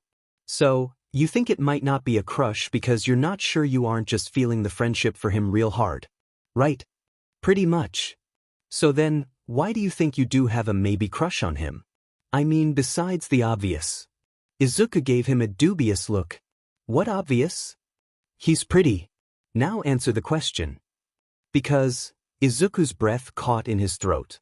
I dunno, lately I've been sort of weird and stuttery around him. Like he'll say something nice and I don't even know how to respond because it's like we're having a moment and I don't want to ruin it. And are these just friendship moments or something else? Would I react the same way for my other friends? Well, I've always thought your hair is really fluffy and your freckles are cute, but like in a manly way, Kirishima told him. I what? Izuku blinked up at him. Thanks, I guess? What does that have to do with anything? Well, you sure looked like you knew how to respond then, Kirishima said. Did we have a moment just now? What are you oh? Izuku resisted the urge to roll his eyes. It's not the same if you just spring a compliment out of the blue, there's like a build-up to it and Uraraka calls you cool like every other time she talks about you when you're not around, Kirishima added. And I know she does it to your face too, 'cause that girl has no chill when it comes to encouraging her friends. Here's a question, do you ever overanalyze any of your other friend moments that don't happen with Todoroki? Sort of do? Izuku made a so motion with his hand. I've been trying to compare them to see if there's a difference. Let me rephrase that. Have you ever overanalyzed them for any reason that doesn't have to do with Todoroki? Izuku opened his mouth to reply. Then he closed it. His brow furrowed as he racked his brain for a good answer, and came up empty. I guess not. Well then. Kirishima spread his hands wide. I guess it's not a hard and fast answer to your question, but it's something to get those juices flowing, you know? I mean brain juices. Not any other kind of. I know, Kirishima. Right. Kirishima nodded once. So like, I can't explain your brain for you, mainly because your brain's so twisty that sometimes it's like you do all your thinking sideways, but if you're feeling different about Todoroki than how you feel about everybody else, then, well, I guess that sort of answers your question, don't you think? Maybe. Izuku pursed his lips. Far from quieting his questions and thoughts, this line of conversation had only kicked them up like dust. Kirishima patted him none too gently on the shoulder. I know, dude. Feels limbo is a weird place to be. You'll figure it out though. I sure hope so. This conversation was making him feel restless. Izuku's hands moved on their own, going through familiar repetitive patterns until his phone was out and he was scrolling through news feeds. It'd be bad enough having a crush, but I don't know what to do with just not knowing. Well, maybe talking helps? Kirishima said with a shrug. It usually does. His thumb went still on the screen. Kirishima leaned closer. What is it? Villain trouble? Maybe. Izuku frowned down at the article that had caught his attention. Couple of attacks, looks like, by someone claiming to be the same guy both times. What's that supposed to mean? Kirishima's eyes narrowed in confusion. Why would someone have to claim to be the same person as themselves? That doesn't even make sense. It does if they look different the second time, Izuku pointed out. His stomach turned as he read the rest. Police think it might be a shapeshifter or something. Ugh. His classmate pulled a face. I swear, if this cuts our break short, I'm gonna find that guy and punch him in the face myself. It's just one villain, Izuku assured him. One shape-shifting, attention-craving villain. And from the looks of it, the police have it in hand. True. And even if they don't, isn't Endeavor supposed to be back in town pretty soon? Another wrench to his stomach rendered Izuku mute for a moment more. That too, he finally managed to say. Well, no point in worrying about it either way, Kirishima reasoned. Come, there's this new store I want to check out. You might find that mouth guard too. So, Uraraka said sweetly as they passed storefronts and kiosks. How are things going at Deku's place? How do you mean? Shudo slowed as the window display of a jewelry store caught his eye, but kept walking. It was outside his price range, to say nothing of the fact that his mother wasn't much of a jewelry person. You know very well how I mean, Todoroki. Shudo shot her a quick glance and returned to absorbing the scenery. I don't actually. Uraraka let out a noisy sigh. Fine. Are you having fun at least? You were just there with us the other day, Shudo pointed out. Jewelry was out. Maybe a nice scarf? She didn't get the chance to go out very much, living in the hospital as she did, but it might raise her spirits anyway. Guess so. And speaking of which, I was wondering. Todoroki suppressed the urge to sigh. Uraraka was almost as much of a chatterbox as Midoriya, But talking to her could not have been more different. When Midoriya talked, he didn't stop. Words, sentences, and ideas flowed out of him in a continuous stream, provided that no one interrupted him. Shudo was never one for interrupting, so he could simply listen and let Midoriya do enough talking for both of them. Uraraka, on the other hand, paused when she talked. She asked questions and prompted responses. With Uraraka, there was no such thing as a one-sided conversation. The only option was participation. Todoroki. Uraraka tilted her head, leaning so that she was within Shudo's line of vision. What? He blinked at her expectant face. Had she asked him something? I just wanted to know why you decided to stay with Deku, Uraraka said. If that's okay. It's just, neither of you ever said anything about it before the break started, so… We decided pretty late, Shudo said. I didn't feel like going back to my parents' place. My sister's one of my family contacts at school, and she gave permission. How come, oh, your dad's out of town, isn't he? It was easy enough to let her come to her own conclusion. That was pretty nice of Deku, doing that so last minute. Shudo felt his stomach turn. It wasn't like he needed to be reminded that he might be inconveniencing the Midoriyas. He was the one who offered, he muttered. But, like I said, pretty nice of him. Her tone sounded a little too sly for Shudo's liking. Well, he said, I don't know if you noticed, but in general, Midoriya is a nice person. His teeth ground together a little after the words were out. True, Uraraka said blithely. How long are you staying with him again? The whole break, he admitted. Yeah, I thought that was it. Uraraka paused when a kiosk caught her eye, but kept walking. 3 weeks. On such short notice. Pretty sure he'd do it for anyone in class, Shudo said stiffly. But he's not doing it for just anyone, she said, her tone lifting as if prompting him. He's doing it for you. Don't you have anything to say to that? Well, I've said thank you quite a number of times, Shudo answered. He's probably tired of hearing it by now. Uraraka made a rough groaning noise. That's not what I mean, Todoroki, and you know it. Actually, I don't. Shudo halted, stepped to the side of the street and out of the way of foot traffic, and turned to her. I really don't know what you mean. If you're trying to throw me hints, it isn't working, so I'd really appreciate it if you just said what you want and saved both of us a lot of time and frustration. His classmate blinked in surprise and then disbelief. Skipping out of the path of other passers-by, she faced him with her hands on her hips. Wait, you mean you don't know? Don't know what? Uraraka rolled her eyes. Todoroki, more than half of our class and a few people outside of our class know that Deku is very, very fond of you. Her words struck like a gut punch. Well, we're friends, aren't we? He managed to choke out. So that's no surprise. To his relief, Uraraka lowered her voice when she spoke next. Yeah, well, fewer people know that you're kinda completely gone for him, too. Shudo gaped at her. Unless, oh my god, did you not know that either? Her eyes widened. Because you not figured that out yet, or? No, Shudo blurted. Yes, I figured that out, but how did you? Amusement flickered in Uraraka's eyes. Gosh, what a tough question, she said dryly. How would I, Uraraka Ochako, know what a crush on Deku looks like? The words would not come. Oh. She smiled. But don't worry, that's in the past. I don't think he really saw me as anything but a really good friend, and that's fine. But you're a different story. I'm really not, Shudo said. How had he let himself become this transparent? If Uraraka could figure it out, then it wouldn't be long before Midoriya did too. Or worse, he realized with a jolt his father. His father missed nothing. Mentally, Shudo gave himself a shake. It's like I said. We're friends. Nothing more. Maybe, Uraraka said. Are you fine with that? He blinked. What do you mean? I was fine with us just being friends, Uraraka explained. I thought it'd get in the way of my goals if I tried being anything else with him.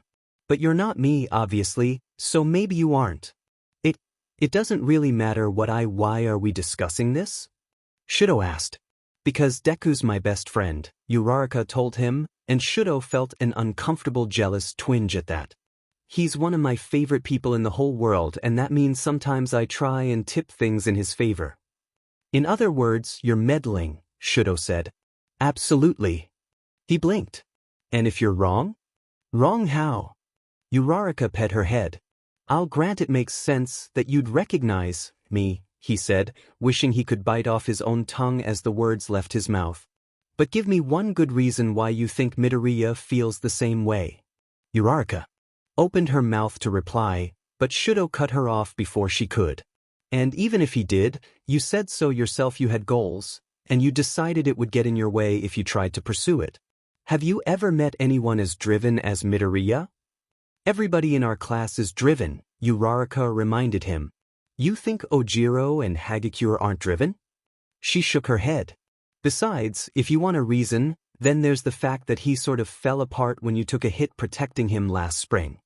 Her brow furrowed, as if she was seeing an unpleasant memory before her eyes.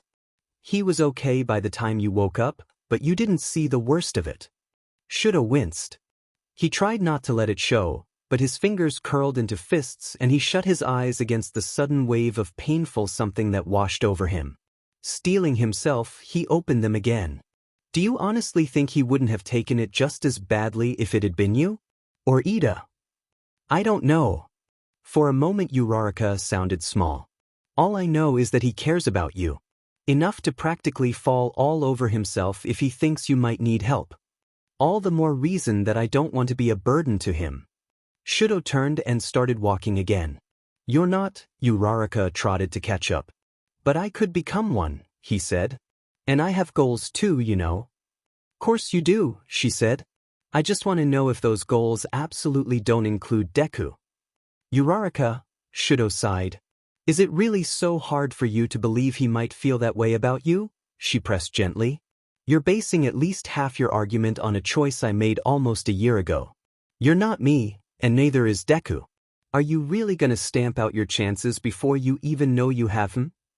I'm used to not having nice things, Shudo said flatly.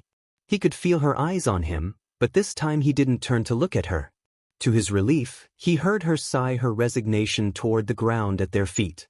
Well, she said, I see a craft store up ahead. Maybe there's something nice in there. Relieved, Shudo allowed himself, or forced himself, rather to turn his mind back to the task at hand. What was it again? A present. That was what he was here for. Mother did say she had too much time on her hands, after all, and that his visits were the highlight of her week, or month, or whatever PRD of time it took for him to show up. Being cooped up in that facility all the time must not be fun, especially considering how many years she had spent there. How she avoided going stir-crazy, Shudo would never know. So maybe she would like having something to do with her hands. Shudo browsed with a renewed certainty, satisfied with his plan. There were a number of kits available, step-by-step crafts like latch-hook rugs and sew-and stuff animals and embroidered throw pillows. But that was no good. Kits like that only lasted so long, and then they were done. What could he get her that would last? A book on crocheting caught his eye. A flick through the pages proved it to be simple enough for a beginner. After a brief exchange with an available store clerk, he went on to find a crochet hook, metallic pink, and 2 rolls of yarn, one sapphire blue, one violet. Satisfied, he made his way to the front to stand in line. Uraraka had wandered off to do her own shopping. Whether she was still browsing or waiting outside already, Shudo wasn't sure. The important thing was, he wasn't stuck in line with her so that she could take the chance to pick up their earlier conversation where they'd left off. Eager for a distraction from the traitorous thoughts creeping back into his head, Shudo idly scanned the impulse buy shelves around him. A variety of odds and ends lined the shelves, from simple kids' crafts and cheap art supplies, to decorative mugs and packaged snacks. His eyes fell upon a stack of small books toward the end of the shelf, and he blinked when he caught sight of the cover. Barely stepping out of line, he snagged the one at the top of the stack and examined it with a mixture of perplexity and amusement. It was one of those kitschy little photo books, the kind that people kept on their coffee tables.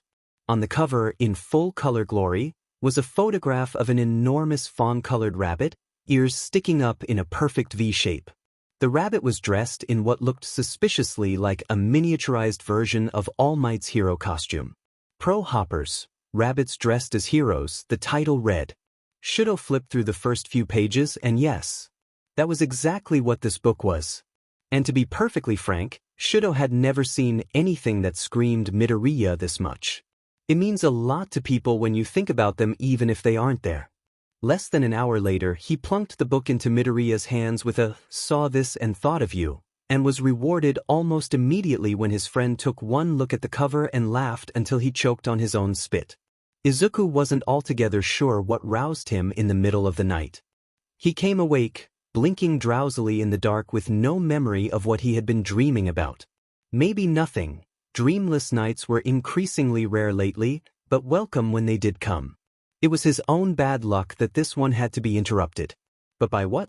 The sound of blankets rustling reached his ears, and Izuku felt his mind worm its way further into wakefulness.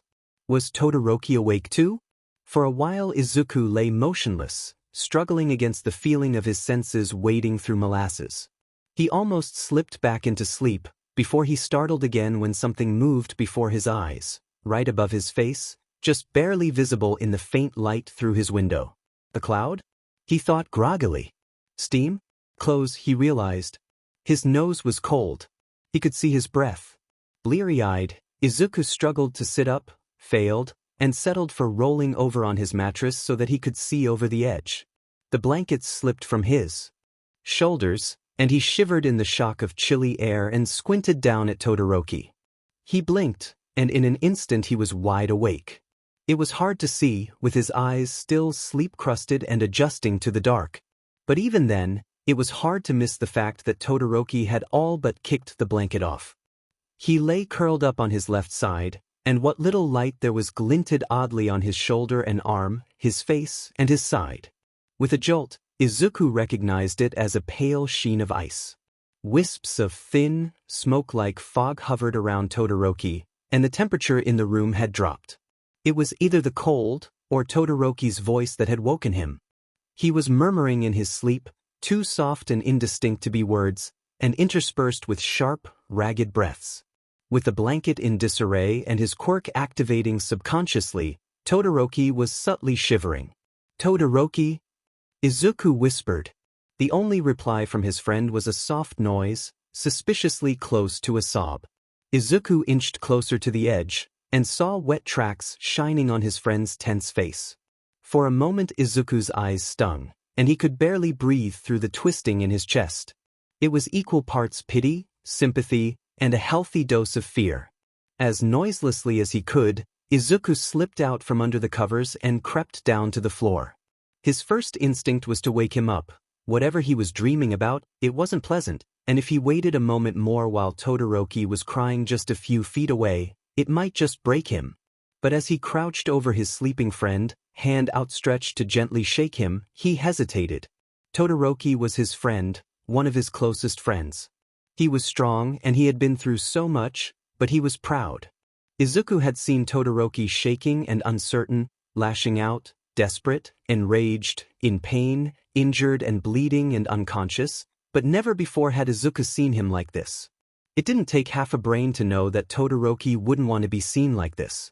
If Izuku woke him up now, he wasted more seconds caught in indecision.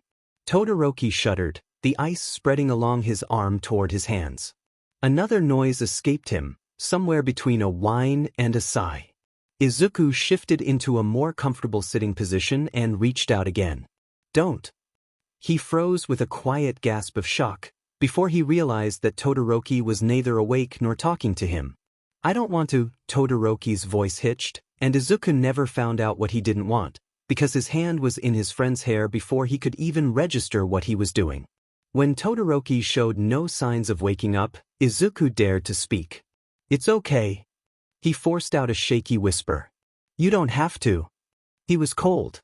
He was cold and trapped, stuck in the dark with no way out.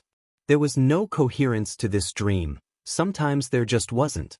Images flashed in the dark, vague impressions of things, interspersed with the fear and the cold. Cold was better than fire. The threat of fire. Made him choke on his own fear, even though it shouldn't. He knew it shouldn't. Someone had told him it shouldn't, and it was important, very important, that he remembered that. And he was cold. If the cold kept up, even that would hurt him, but he didn't want fire, he didn't want flames, he didn't want to. It's okay. A hand in his hair, light and trembling and gentle. You don't have to. Oh good. He almost came awake then. He almost struggled his way out of the dark and back into the world, but the hand in his hair was soft, and the voice was soft, and he found himself drifting. It's okay. It's going to be okay. Should he believe that? It wasn't like he had much of a choice. It'll be okay, I promise. Could believe that. I'm sorry. What for? I'm sorry I can't do more. What an odd thing to say, Shudo thought as he sank down into a more comforting, dreamless warmth. This was enough. In his recent memory, this was more than anyone else had ever done. Shudo woke slowly and then very, very quickly. For about 2 seconds he was peaceful, heavy eyelids lifting, buried in a blanket with his face half hidden from the sunlight streaming through the window. Then came the instinctive panic, which snapped him wide awake with an abruptness that gave him mental whiplash. And then actual whiplash, when he sat up quickly and discovered the painful crick in his neck. There was no practical reason for his own brain to slap him awake screaming, "How long have I been asleep?" But at this point he was more or less used to it. It was a useless and irritating habit, and one of his many, many crosses to bear. What time is it? Morning, Todoroki. Shudo turned his head, blinking leftover sleep out of his eyes, to see Midoriya walking in, already dressed. A quick glance told him that Midoriya's bed was made, the sun was bright, and that was definitely the sound of Midoriya's mother puttering in the kitchen. How late is it? Shudo asked. His voice came out as a raspy croak, and his throat ached almost as much as his neck. It's not 10 yet, Midoriya replied, like that was supposed to be reassuring. Shudo bit back a groan of embarrassment. Sorry about that. You should have woke me up. Oh well, you know. Midoriya stepped past him to tug at the covers on his bed, a little pointlessly since it was already neatly made. We're on vacation, right? If we can't sleep in now, when can we? Leftover grogginess loosened Shudo's tongue. Well, I didn't expect to do much sleeping in over break, but then you invited me. Something rose up in the back of his mind, a vaguely unpleasant memory struggling to surface. It curdled his already empty stomach, so he blinked hard and forced the feeling back down. The pieces fell into place. Tired enough to sleep late, even though they'd gone to bed at a reasonable hour, late night whispering aside. Stiff neck, sore throat, nebulous bad feelings and memories just beyond his reach. Nightmares again, he realized with a short sigh. He should probably be thankful that he couldn't seem to remember any of them. How humiliating. Hopefully it wouldn't happen again, especially with the risk of Midoriya seeing or hearing something. Shudo cleared his throat, wincing a little at the ache. He didn't yell in his nightmares anymore, but sometimes his throat still hurt from the strain of keeping quiet in his sleep. Okay? There was a halting note in Midoriya's voice. Fine, Shudo replied automatically. Why wouldn't I be? Midoriya took long enough to answer that Shudo assumed he'd taken the question to be rhetorical. Eventually, his friend shrugged and sat down on his bed. No reason, he said. My mom and I are thinking of checking out the beach today. What do you think? Shudo blinked. Fine, but I didn't bring anything for. Don't worry about it, Midoriya assured him again. We're going to the Dagoba Beach Park, and Mom's been wanting to check it out, but she doesn't really trust it very much. Dagoba, the name was familiar, somehow. Why not? Well, something flitted across Midoriya's face, an emotion too quick for Shudo to catch. Apparently it used to be a big dumping ground for people's trash. But then someone cleaned it up, cleared the whole horizon. It's a pretty popular spot now, but Mom's pretty convinced going barefoot in the water's just asking for a hypodermic needle in the foot or something. Still though, it'd probably be fun to hang out. Lots of shops, and the shoreline's supposed to be pretty nice.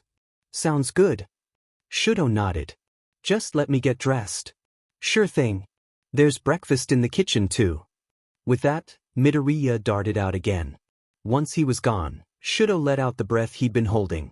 It wasn't that he didn't like talking to Midoriya, or that he didn't trust him, far from it.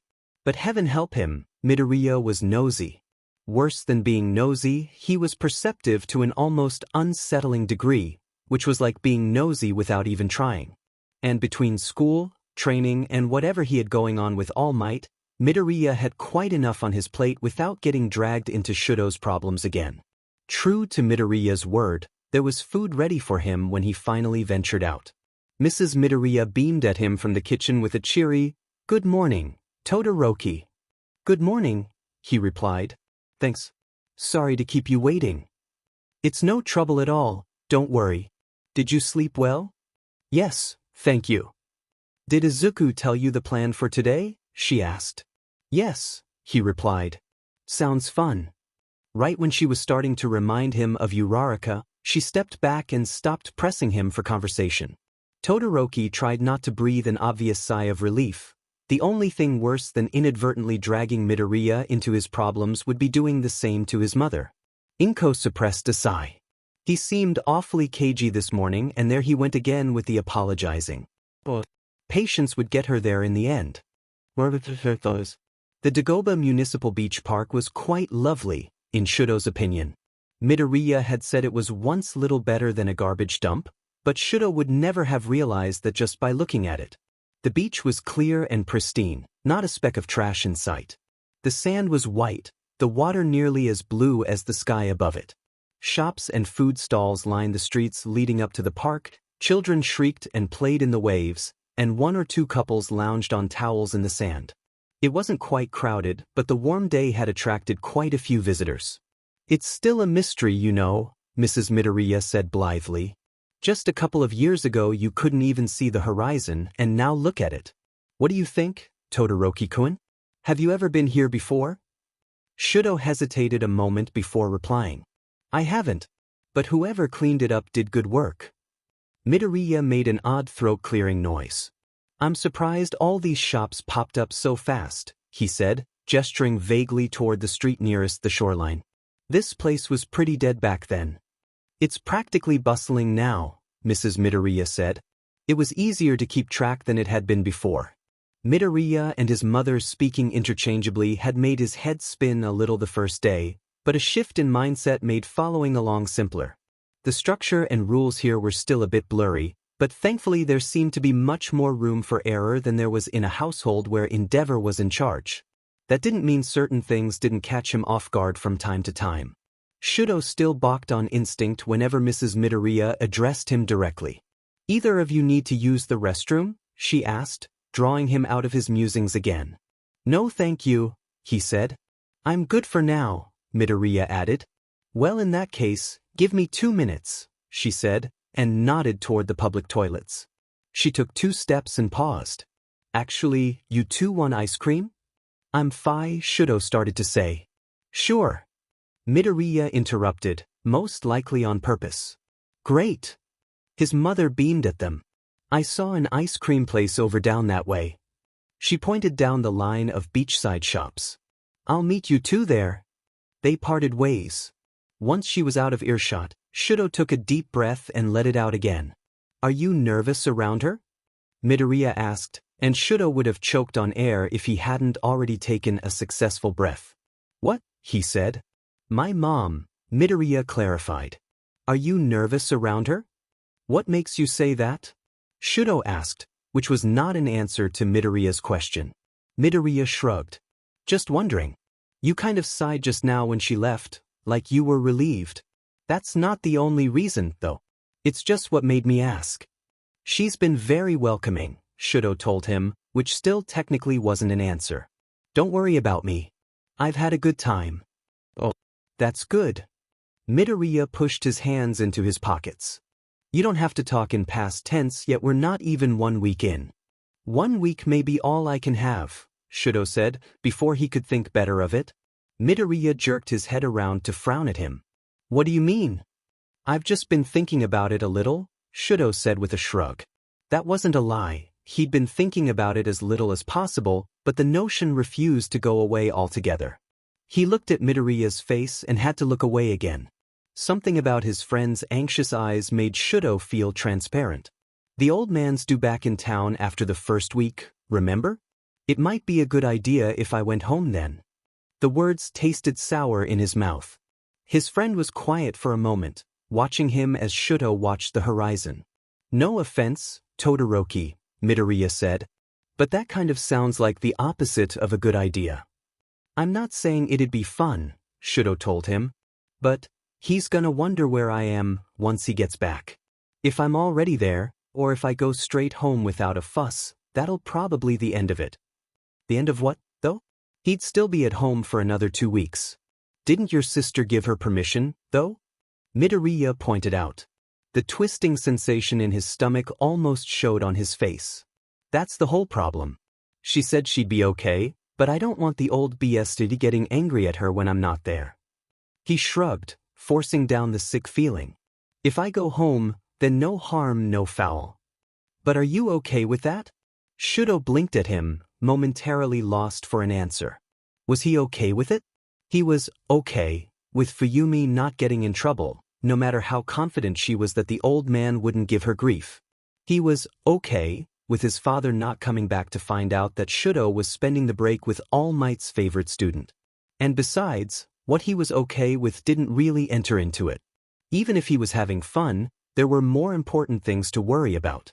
Even if he wanted to spend the whole break watching movies shoulder to shoulder with Midoriya, or visiting outdoor shopping malls with friends, or sleeping on a futon on Midoriya's bedroom floor after staying up late talking softly about anything that came to their heads, it didn't have to matter. Even if he didn't want to go home. I'll be fine, he said out loud. I don't want to go home, his mind said, like a mismatched echo. It's just 2 weeks. I don't want to go home. He forced himself to look up at Midoriya's face then, and his heart sank because one glance was all it took to tell him that Midoriya didn't believe him. He kept silent, bracing himself for Midoriya to press him with more questions. At last, Midoriya took a breath and spoke again. Well, did you mean it when you said you didn't want ice cream? Or were you just saying that to be polite? Shuto hesitated. Without him noticing, they had arrived at the shop Mrs. Midoriya had indicated. I guess I could go for some, he said sheepishly.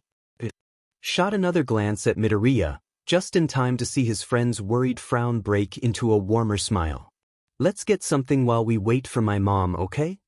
Shuto felt his chest loosen. Sounds good. They each paid for themselves. The girl behind the counter was round-eyed as she handed him his cone, and his heart sank, just a little. He recognized that look, and met it with a flat, slow-blinking stare. Her face reddened, and she lowered her eyes as he stepped away. He joined Midoriya, who was looking at some of the other sweets on display, further away from the register. As he did, he heard the cashier whispering frantically to her coworker. Oh my God, do you see who that is? Should I know him? He's got cool hair, I guess. Too bad about his face, he'd be cuter without. Sure, he'll hear you. Do you even know who that is? That's the Endeavor's son. He shut his eyes briefly.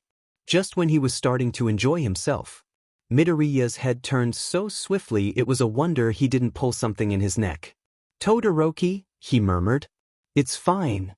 If you want, we could go somewhere else. Shuto pretended to be utterly fascinated by mint chocolate. It's fine. They lapsed into silence after that, enjoying their ice cream, or at least attempting to while the cashier's excited whispered ranting ran its course. Shuto let it fade into background noise. The shop door jingled as another customer wandered in, but he barely looked up. Midoriya's hand brushed his. He didn't startle, thank God, but he did glance over to see Midoriya shift away. Sorry, Midoriya murmured, half to himself. His eyes met Shuto's, and he opened his mouth to say something else. Before he could, his face went still, and his eyes flickered to something over Shuto's shoulder.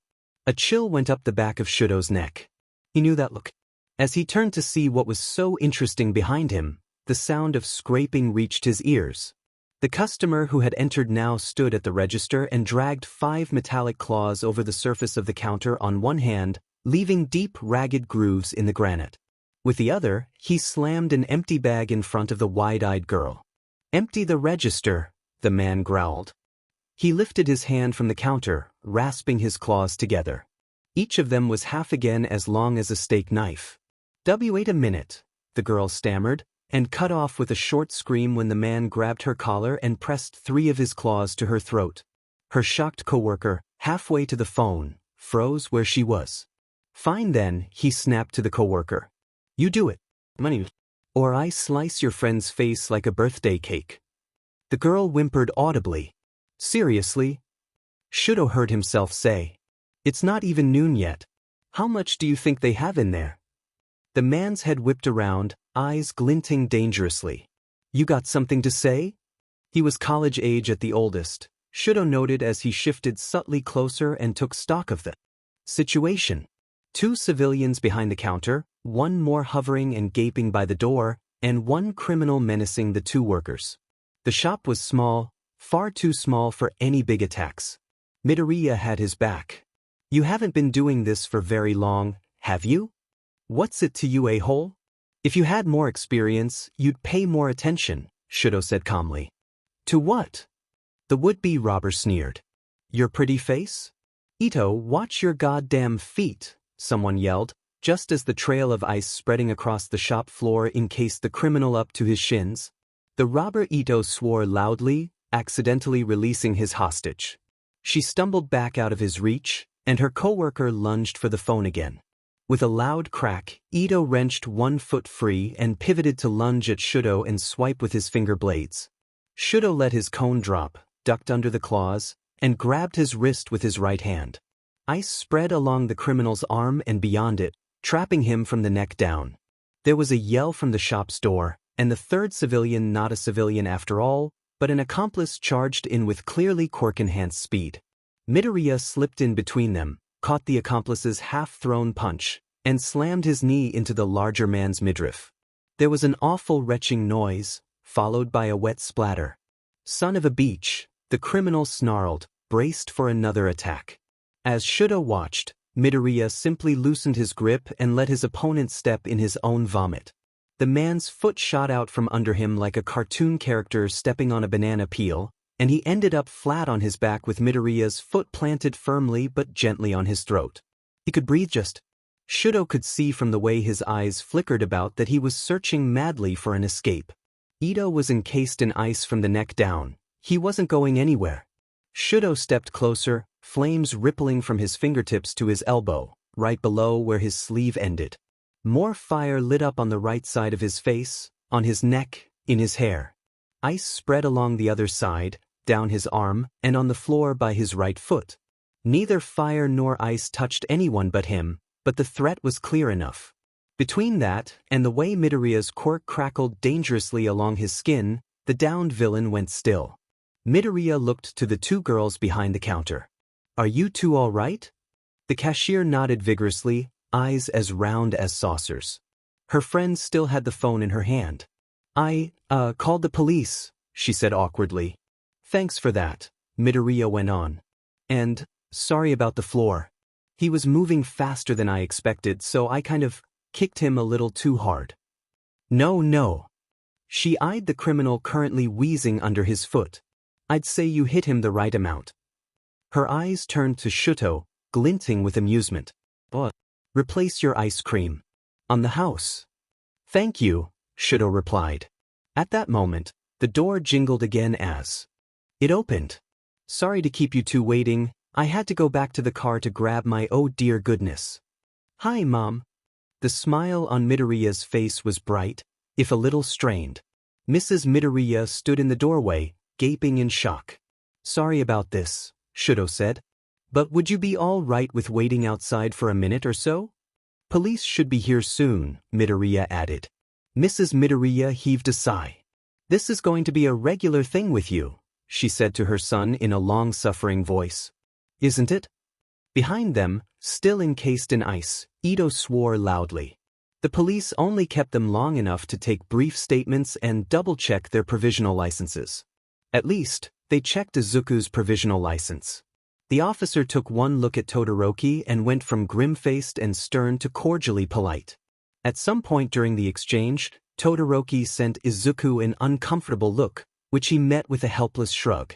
That was annoying, Todoroki muttered when they finally left the scene. Both criminals were thawed and handcuffed, and their part in the whole business was done. I can't believe he didn't ask to see my card.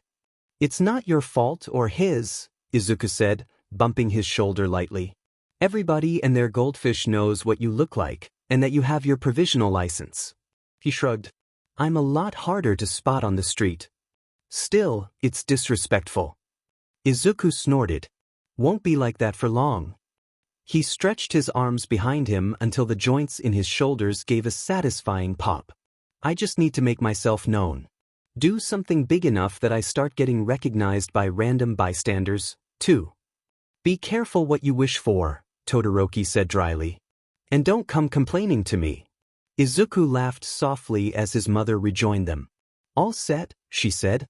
If she was fretting over their scuffle, she didn't show it. We're good to go, he told her. It's okay, Mom. Nothing we couldn't handle. Just be careful. She squeezed his shoulder briefly. I've been hearing things on the news someone's been stirring up trouble in the city. They think it might be a shapeshifter. She shuddered a little. You really can't know for sure that it's safe, especially with someone like that. No shapeshifters there. Izuku glanced over his shoulder just in time to see the officers buffalo the two would-be robbers into a squad car. Just a couple guys trying to make quick cash. They didn't even bother masking themselves, Todoroki muttered. Izuku saw him shoot a look at Mom before falling silent again. Well, I'm glad you two could handle it so well, Mom sighed. I, for one, could go for a nice peaceful walk along the beach. Great idea. Izuku cracked a grin. Actually, if I can grab my sandals from the car, there are some great tide pools further down I could show you. Todoroki glanced at him. You've been here before? Why yeah. He kept the grin in place, hoping it didn't look too strained. I've checked it out a couple times. For fun. It's a great place to go for a run too. Running on sand tires me out faster. Good exercise. Anyway, tide pools. Want to see them? We'd have to wait a little, though. Todoroki shrugged. I don't mind. I'll pass, Mom said. If you two want to go, then make sure you watch where you step. If you need, I could watch your shoes for you. I can just carry mine with me, Todoroki said. Izuku perked up excitedly. Great. Just let me get my sandals. Not 5 minutes later, he was leading the way through the shallow waves further down the beach. Todoroki was close behind, carrying his shoes and stepping carefully after him. Further up the beach, Mom was on the wooden boardwalk, admiring the scenery from a much drier vantage point. They're pretty cool, Izuku was saying, pointing to the cluster of dark rocks up ahead. Each wave sent seawater cascading into the spaces between them. There's always a bunch of stuff living in them, and sometimes you can see little fish. Ever explored tide pools before? Can't say I have, Todoroki admitted. Okay, well, just be careful. The rocks are pretty rough. Reaching them, Izuku climbed onto the nearest surface of stone poking up from beneath the waves. Almost absent-mindedly, he reached back to give Todoroki a hand up, and was mildly surprised when his friend took it. Warmth spread from his palm to the rest of his arm. Todoroki had reached back with his fireside. Clinging to his hand, Todoroki stepped up to stand beside him, then gave his hand one more squeeze and let go. A bewildered Izuku forgot for a moment to let his hand drop back to his side. He shook himself, remembering the tumult of questions that Kirishima had not quite been able to help him answer. All right, let's see. Izuku squatted by the pool and squinted, eager for a distraction. Beneath the shallow, ebbing water, the pool was a mass of color. Moss clung to the rough stones that formed the pool's crooked walls, as did small clusters of barnacles and shellfish. The water gave all of it a blue-green tinge, but dark orange starfish and one pale sea anemone still shone through. Are those sea urchins? Izuku almost jumped when he felt Todoroki suddenly crouching beside him, their shoulders brushing lightly.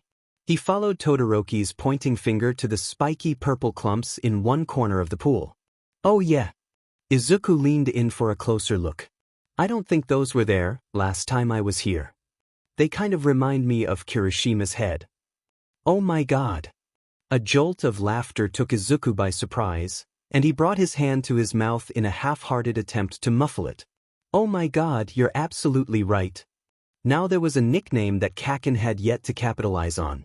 A warm hand pressed his shoulder, keeping him from leaning too far in. "Careful," his friend warned, and Izuku made the mistake of looking at him. Todoroki had one of his infuriating, almost not quite smiles again. "If you're going to laugh, don't lean so far. You might step on something if you fall in." "Alright. Friendship moment or something else?" That question seemed to crop up at the most inopportune moments. It's usually not too bad to touch stuff in these pools though. Long as you're careful and don't do it too much. And as long as you don't, try to pull anything out. Wouldn't dream of it. Todoroki lowered himself to one knee, which must have been uncomfortable on the uneven rock. Izuku shifted away, partly to give Todoroki room, and partly in the hopes that his nerves would stop feeling so fluttery if he did. He would never know what possessed him to do it. Izuku perched on the rock, watching as Todoroki gently brushed a sea sponge with his fingertip. The wind stirred at his friend's hair and mussed up the line between red and white as Todoroki pulled his hand back, rubbing his thumb and forefinger together. His brow furrowed thoughtfully as if committing the sensation to memory, and Izuku reached down, dipped his hand into the salty water, and launched a handful straight into Todoroki's face. Todoroki reared back, spluttering in shock.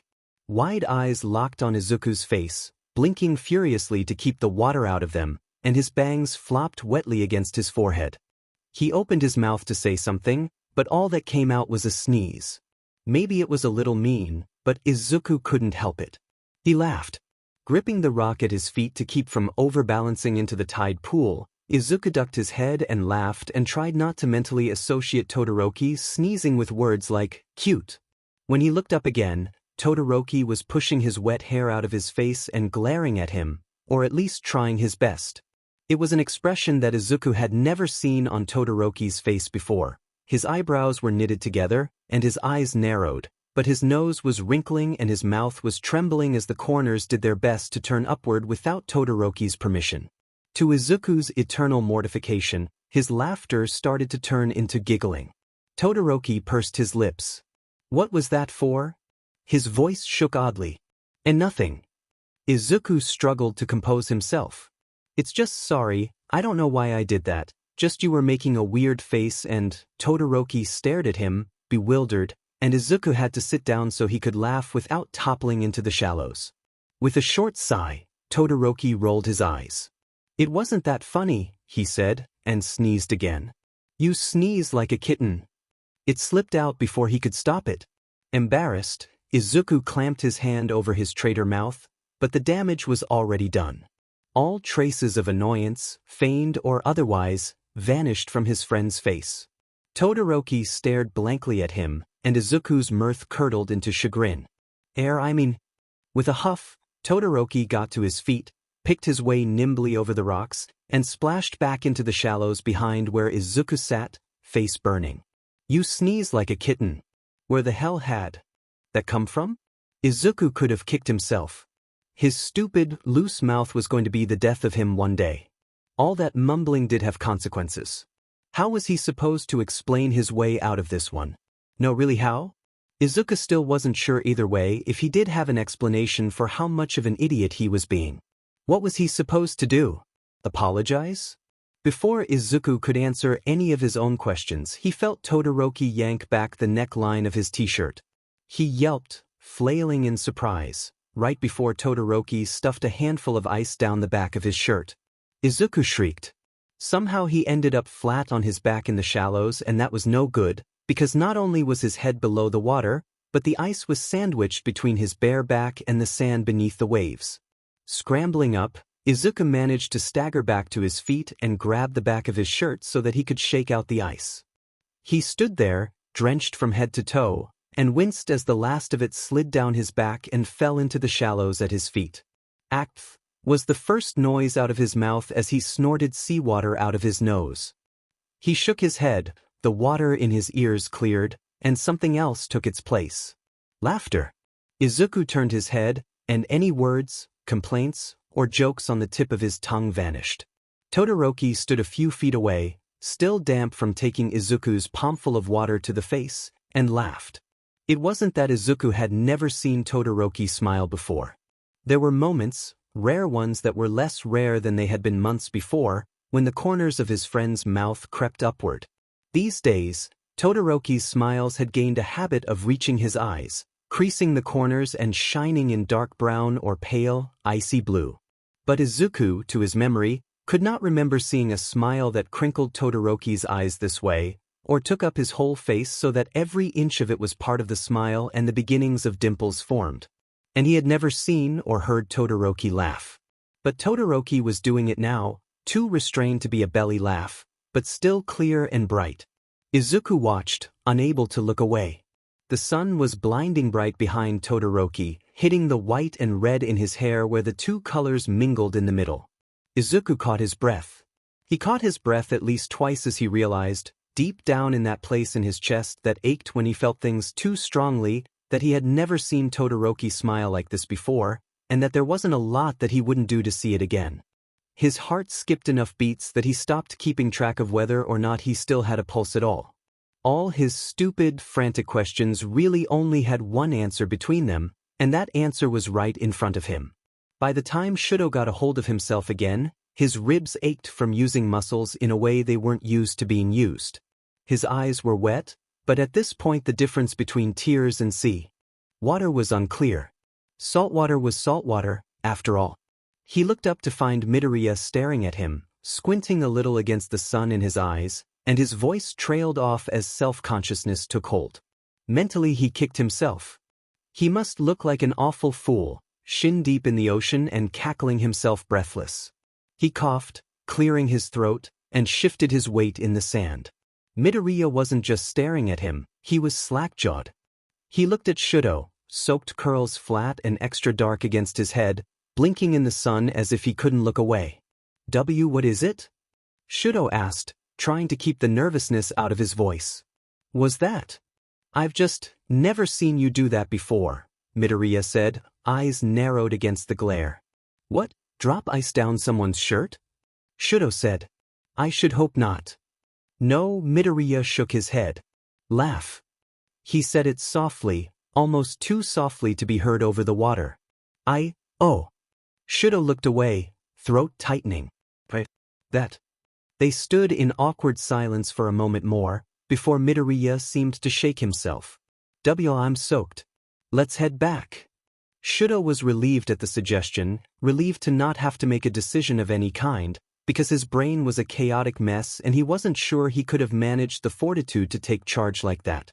He was relieved enough, in fact, that when he splashed after Midoriya toward dry sand, he didn't quite watch where he was stepping. They left the beach shortly after that, pausing only when Todoroki ducked into a restroom. Izuku, for his part, was relieved. Sitting quietly in the car gave him the chance to gather himself together and fumble out his phone. In the safety of the car, Izuku had to admire his own outward composure, because he must have had better control over himself than he'd thought. He had to, for his face to stay this straight while he was having his particular conversation via text message while sitting with less than 2 feet between him and Todoroki. Kirishima, I need your help."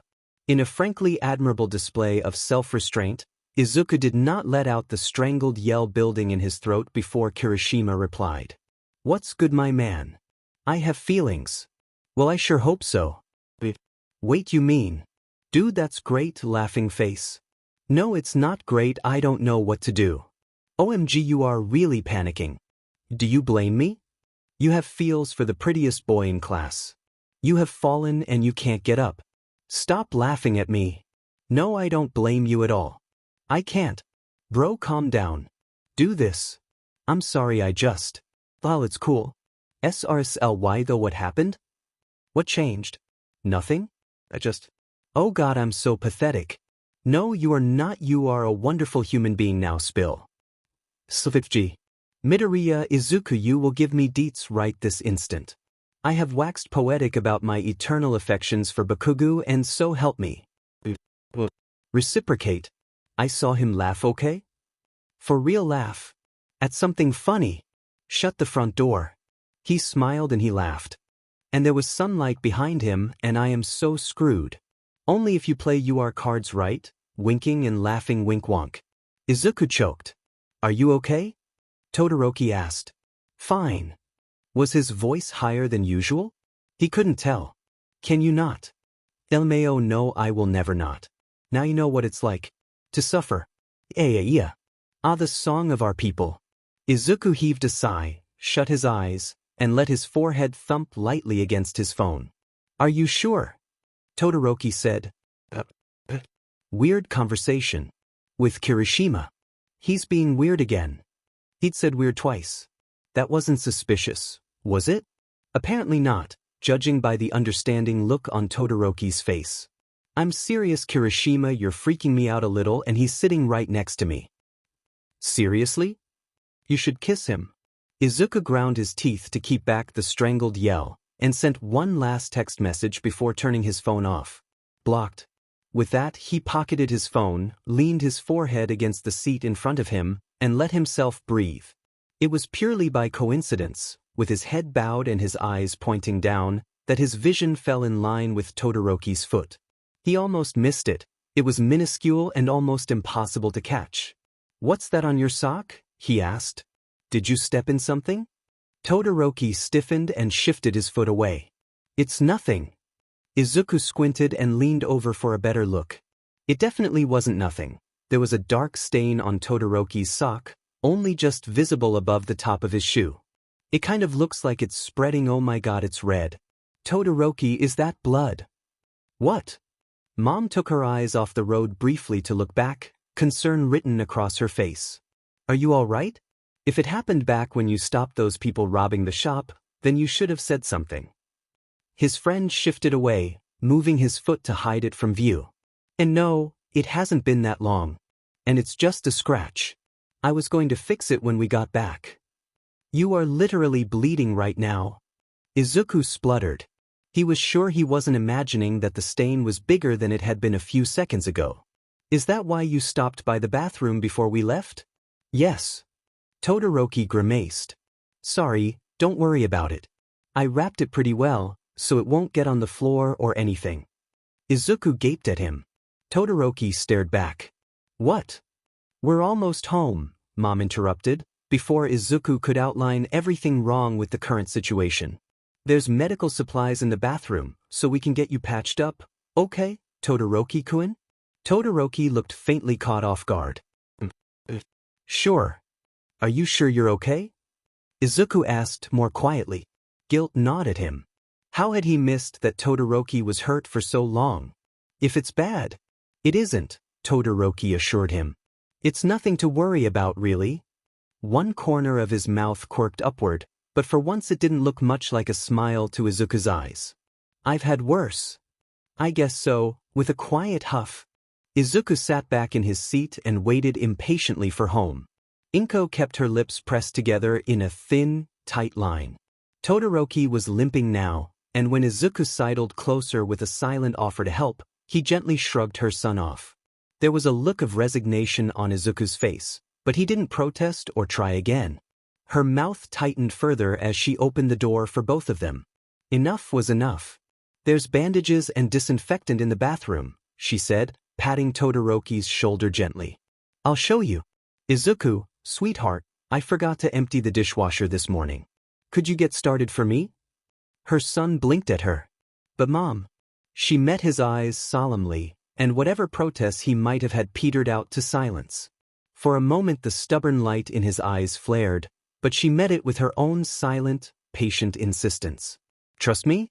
She asked with her eyes. After a moment of indecision, Izuku's shoulders slumped a little, and he nodded. Sure, Mom, he said, and darted off to the kitchen. She led Todoroki limping into the bathroom and put the toilet cover down. Have a seat. Let's have a look at that. His eyes widened slightly, her only clue that he was surprised. You don't have to. Maybe not, but I'm going to anyway, she said gently. Come on now. Shoe off. Todoroki gave her a brief helpless look, but complied. His face tightened when he pulled the shoe off, and Inko bit back a hiss of sympathy. He'd bled all over his sock too. Inko could see the boy wince as he peeled it off to reveal soaked gauze.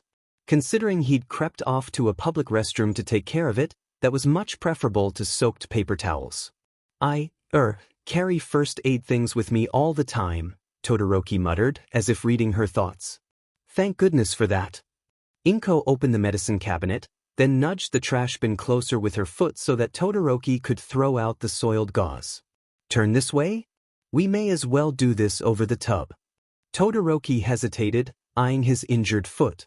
It's easier to clean up that way, Todoroki-kun, Inko assured him. He faltered a moment more, but shifted around and lifted his foot gingerly to rest it over the bathtub.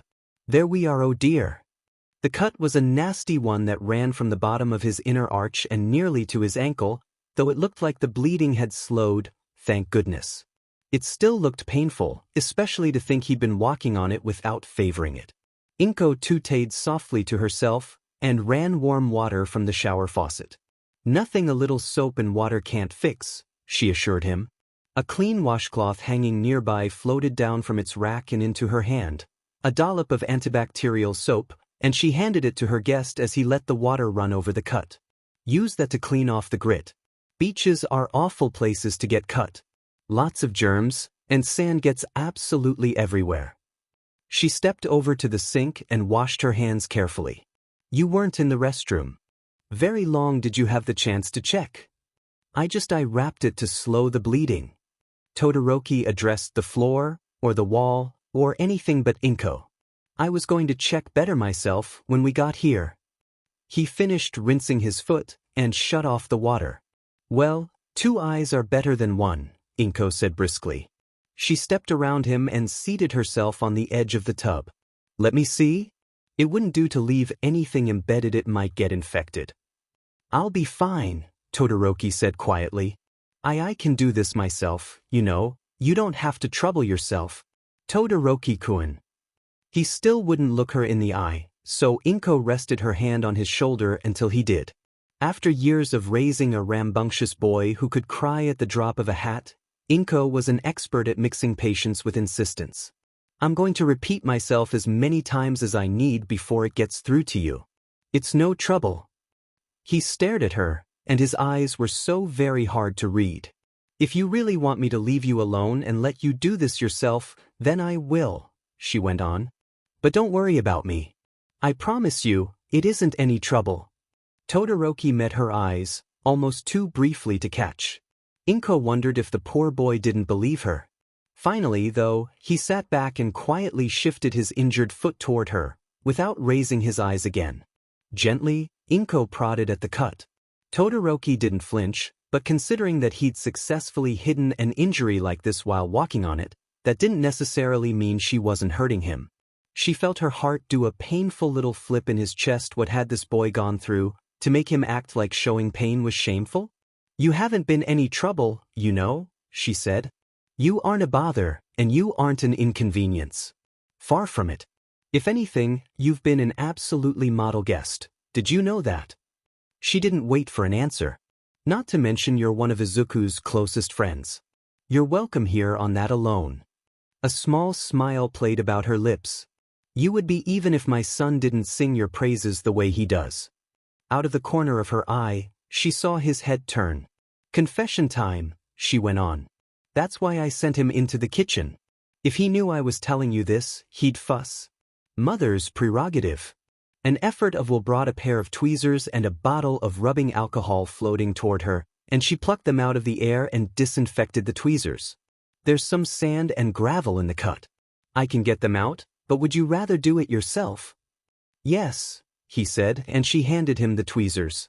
With practiced ease, he bent over his foot and carefully removed the grit. He was used to doing this by himself, she noted. Not that that hadn't already been obvious. So it's all right to be nervous, she went on. And I know at the end of the day, telling you that there's nothing to be nervous about won't make you any less so. But the last thing I want to do is make you feel unwelcome. He looked up at that, setting the tweezers aside. You haven't done anything to make me feel unwelcome, he said. But hold still, this might sting a bit. Her quirk brought cotton ball, another clean pair of tweezers, and a bottle of disinfectant within her reach, and she set about carefully doctoring the cut. She glanced up at Todoroki, and found him wordlessly watching the floating objects. "Ah, you've never seen me use my quirk, have you?" He shook his head. "It's nothing flashy or impressive, but it's useful," she said. "I was out of practice for a while, but, well." She paused, pursing her lips. Izuku was a late bloomer, you know. He's looked up to heroes like All Might since he was small, and he had his heart set on being one.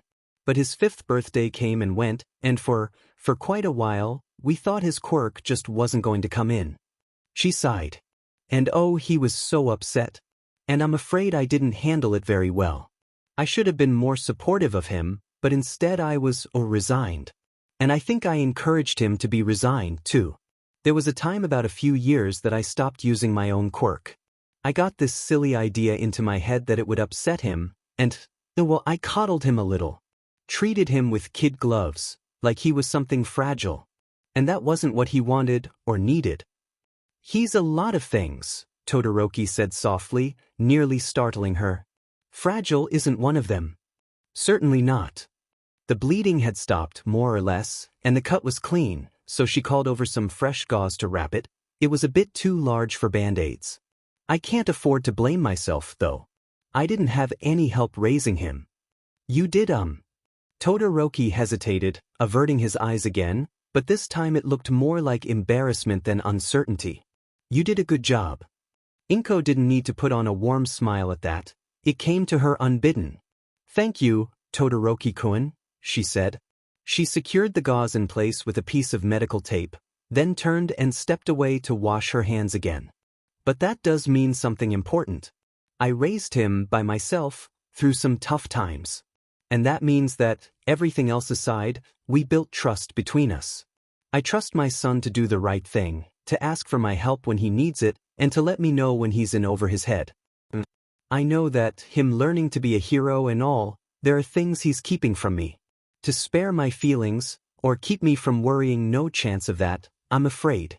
But I like to think he trusts me, too, at the end of the day. And I know that even if I can't be there, he isn't alone. Especially if he has friends like you." Todoroki shot her another split-second glance, and Inko stepped closer and bent to his eye level. Her hand went to his shoulder again. "You seem surprised," she said. "I did say he talks about you. Did you think he never let slip that you've run into danger to help him more than once?" His eyes were downcast, but she could see him redden with embarrassment. "Don't worry, I won't make too much of a fuss. I just want you to know, Todoroki-kun, I trust you too. You're welcome here. And if there's anything you need that I can help with, just ask." She pressed his shoulder gently, then let go. This time, when he looked up at her, his eyes didn't waver from her face. He stared at her, silent and astonished, as if he'd scarcely seen anything like her before. His eyes were different now, she noted, softer, and not so cold and stony. With eyes like that, he looked more his age, instead of like an old soul in a teenager's body.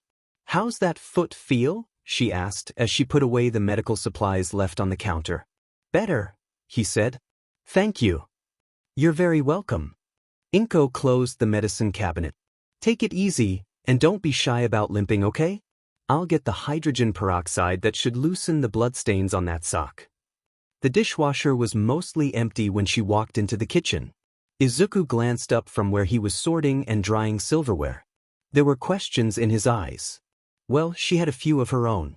"Izuku," she said quietly as she reached under the sink for the hydrogen peroxide. "What really made you want to invite him for the break?" In the corner of her vision, she saw him avert his eyes. He was silent for long enough that she thought he might not answer her at all. "It was better than his alternative," he said at last. She said, setting the bottle on the counter. For a moment she stood staring off into space, and then on an impulse she turned and wrapped her son in a hug. "Mom, you're good, you hear?" she said. "You're good. And I'm proud of you." "Hi, Mom." She sat cross-legged on her bed with a book in her lap, chin tucked in as she read. Her hair was as snow-white as ever, combed to a shine and tucked neatly behind her ear. At the sound of Shudo's voice, she looked up, and her face lit up with delight. "Shudo!" She didn't get up, but slid forward on the bed until her feet could drop to the floor. There was already a chair waiting for him, and he dragged it over so that when he sat down, their knees were nearly touching. "How've you been?" "Not bad."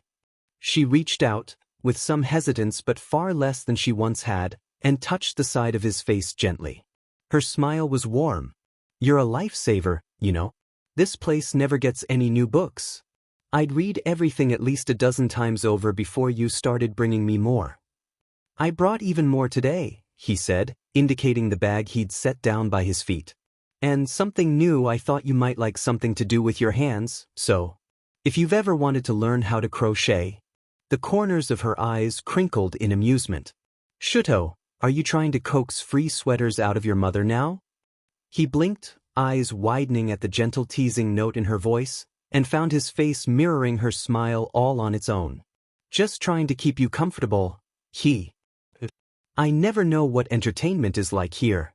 Mostly TV, books, and the occasional craft day," she said lightly. "Nothing like crochet, though." "Thank you, it certainly sounds interesting."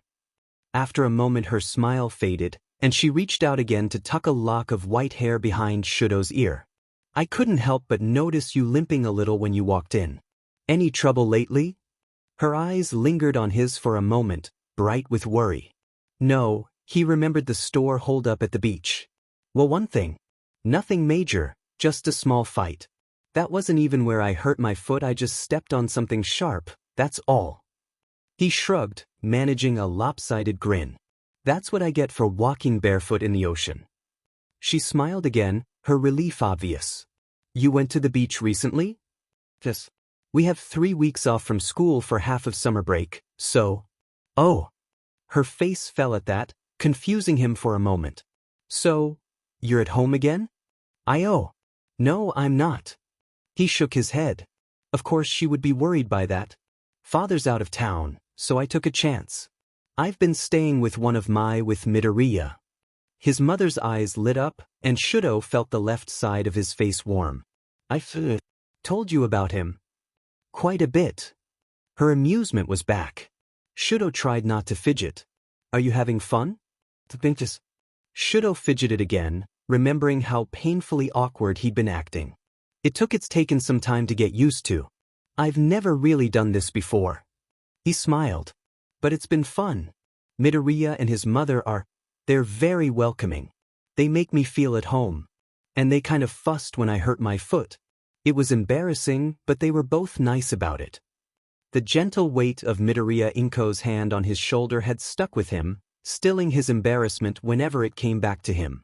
When he looked at his mother's face again, the smile at her mouth was a small one, but it shone far more intensely through her eyes. "That's wonderful, Shudo," she said softly. "I'm happy you found somewhere safe to be." Shudo shrugged. "Wasn't my idea. It's not like home is unsafe, it's just unpleasant. I was ready to bear it for 3 weeks, but then Midoriya invited me. I turned him down at first, but then Fuyumi found out and encouraged me to take him up on it." Her eyes crinkled again. "Good. I'm glad you kids are looking out for each other. And I'm glad your friends are looking out for you too." She paused, hands curling gently in her lap.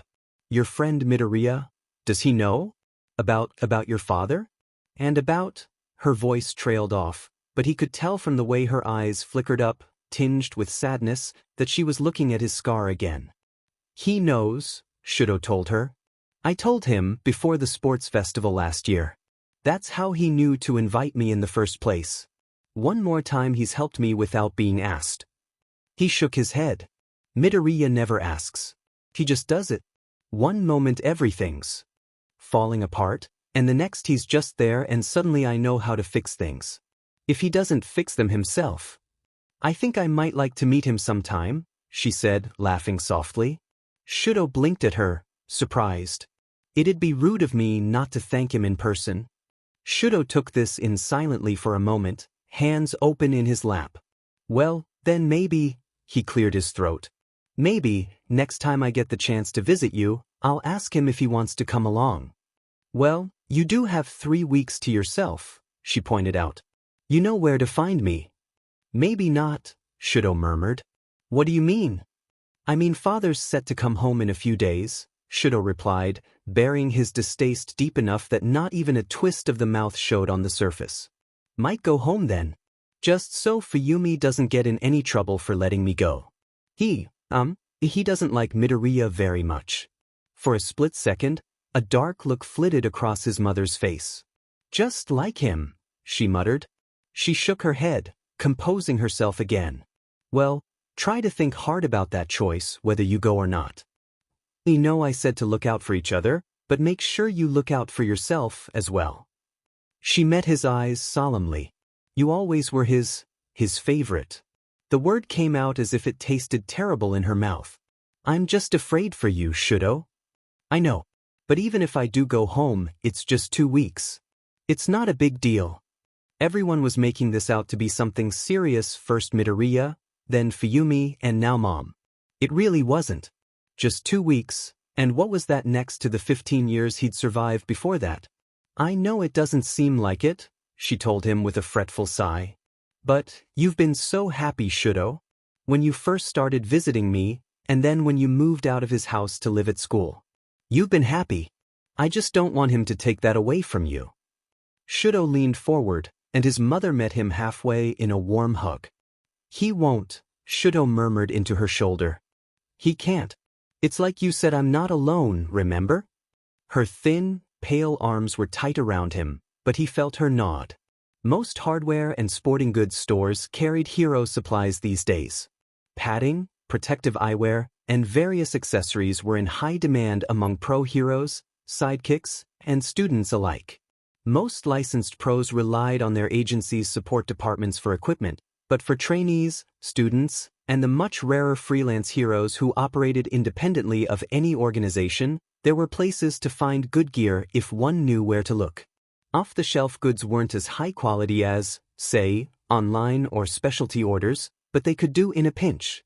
Izuku was mostly here for inspiration, anyway. Anything he might need, Hatsum would be only too happy to build, but it was good to have a look around for the sake of ideas. His belt, for example. Could he carry more while minimizing weight and volume? Was there a sturdier material? Better design? One for all meant that speed was one of his best strengths, but that didn't mean he couldn't cut down on bulk and wind resistance in his costume. This was more Hatsum's area of expertise, but if he came to her with ideas, then she could build from there with less of a chance of getting any outlandish ideas of her own. It wasn't until he happened to look up and see another customer looking at him funny that he realized he was muttering to himself again. Embarrassed, he ducked his head and pressed his mouth shut. This store was part of a larger shopping center, several blocks away from the hospital where Todoroki was visiting his mother. That was Todoroki's business, and Izuku would have been happy to let him go without tagging along, but Mom had put her foot down. Between Todoroki's still healing foot and the worrying news reports she'd been hearing, Mom had insisted that they stick to the buddy system.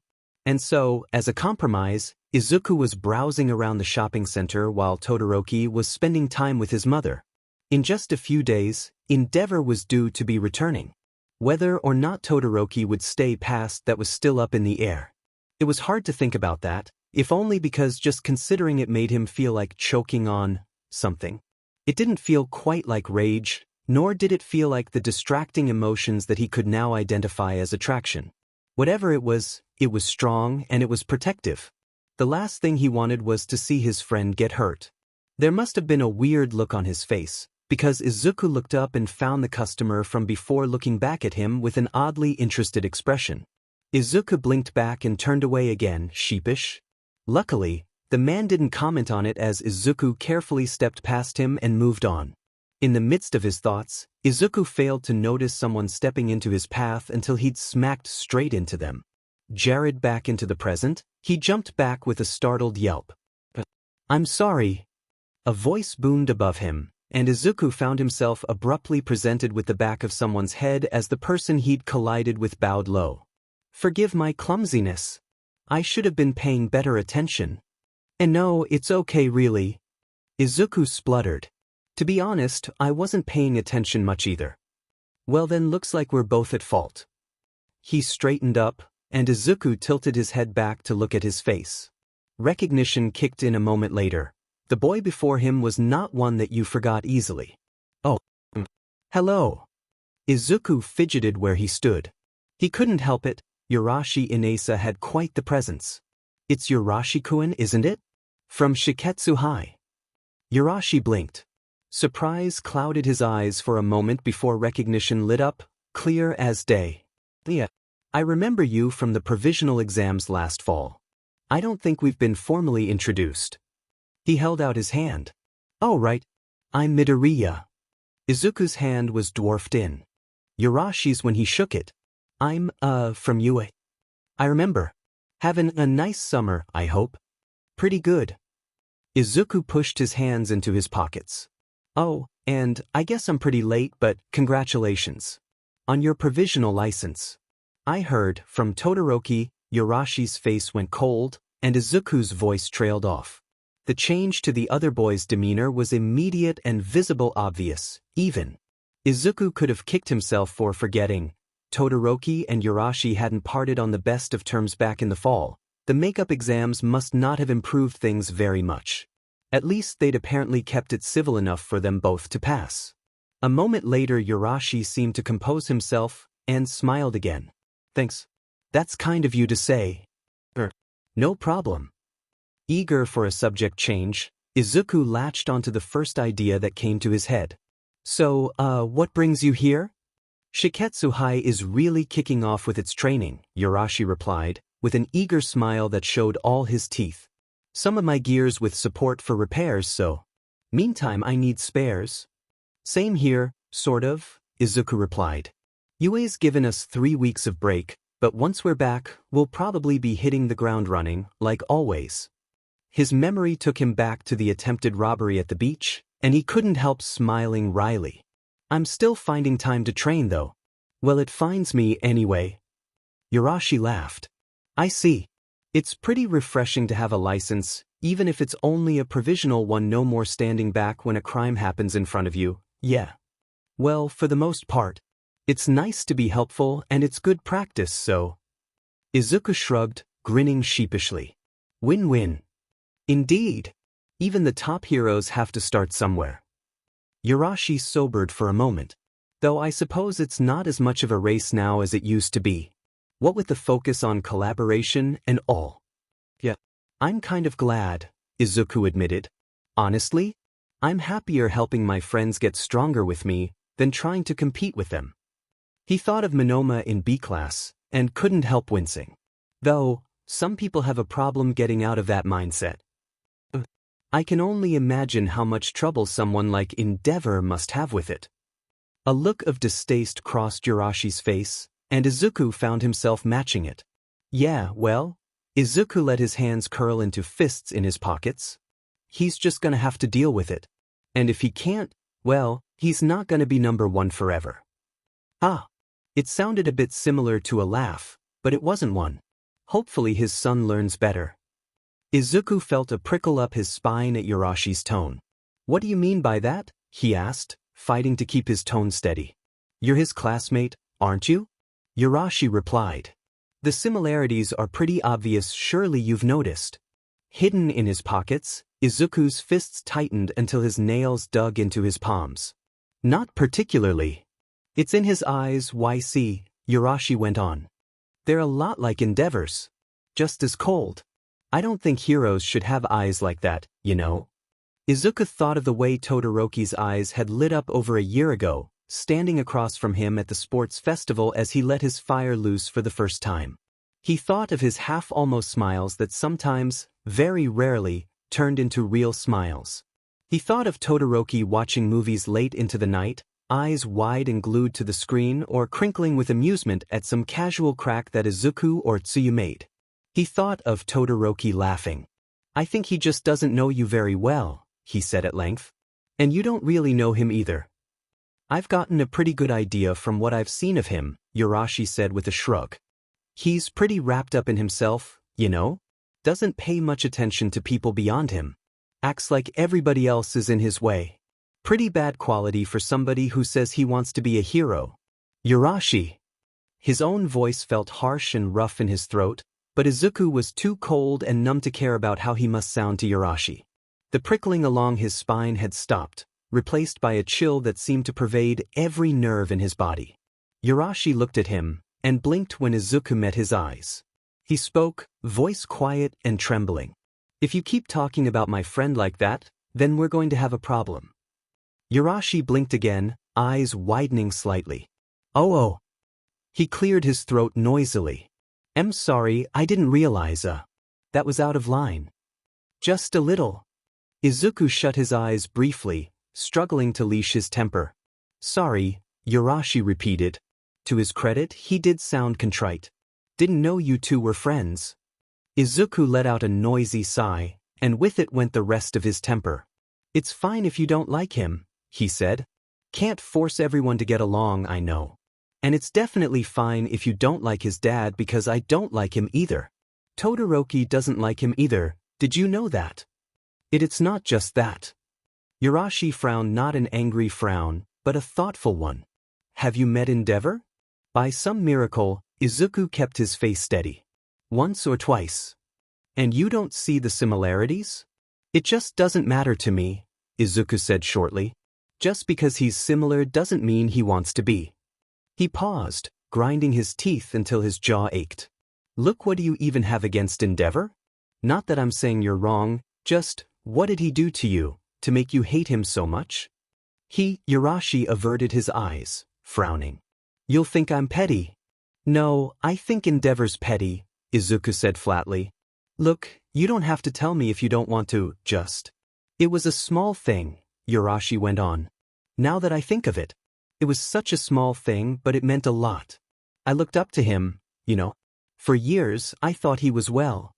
He grimaced. "Then one day, when I was pretty young, I had the chance to meet him. Just wanted an autograph, you know? Starstruck to string half a sentence together." He paused. "He brushed past me hard enough to knock me over, told me to stay out of his way." He forced out a humorless bark of laughter. Kind of a slap in the face. It was a drop in the bucket of his dislike for Endeavor, but Izuku could still feel the level rise, if only a little. "I know the feeling," he said. "Believe me, I know. I was like that too, sort of." He shook his head. "I mean, All Might's always been my favorite." Yurashi's wry smile softened to something more genuine. "But I used to think Endeavor was cool too. Finding out he wasn't what I thought he was." Todoroki's face like stone, one hand clutching at his scar. "In my memories, my mother is always crying." He shook himself. "Well, it wasn't fun. But, still, that was what? 2 minutes of interaction with him?" Izuku shrugged. "Hardly more for me." Yurashi's eyebrows came together, his brow furrowing deeply. "What does that have to do with it?"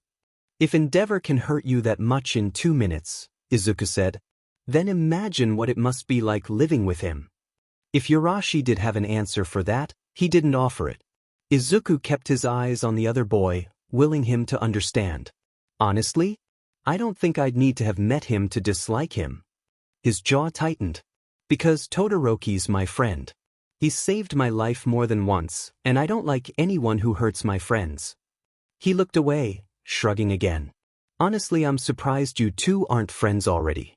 If you hate Endeavor that much, then you already have something in common." He heard a short huff of breath from Yurashi. "Like I said," Izuku went on, before Yurashi could answer him. "You don't have to like him. But if you're going to dislike him, then dislike him.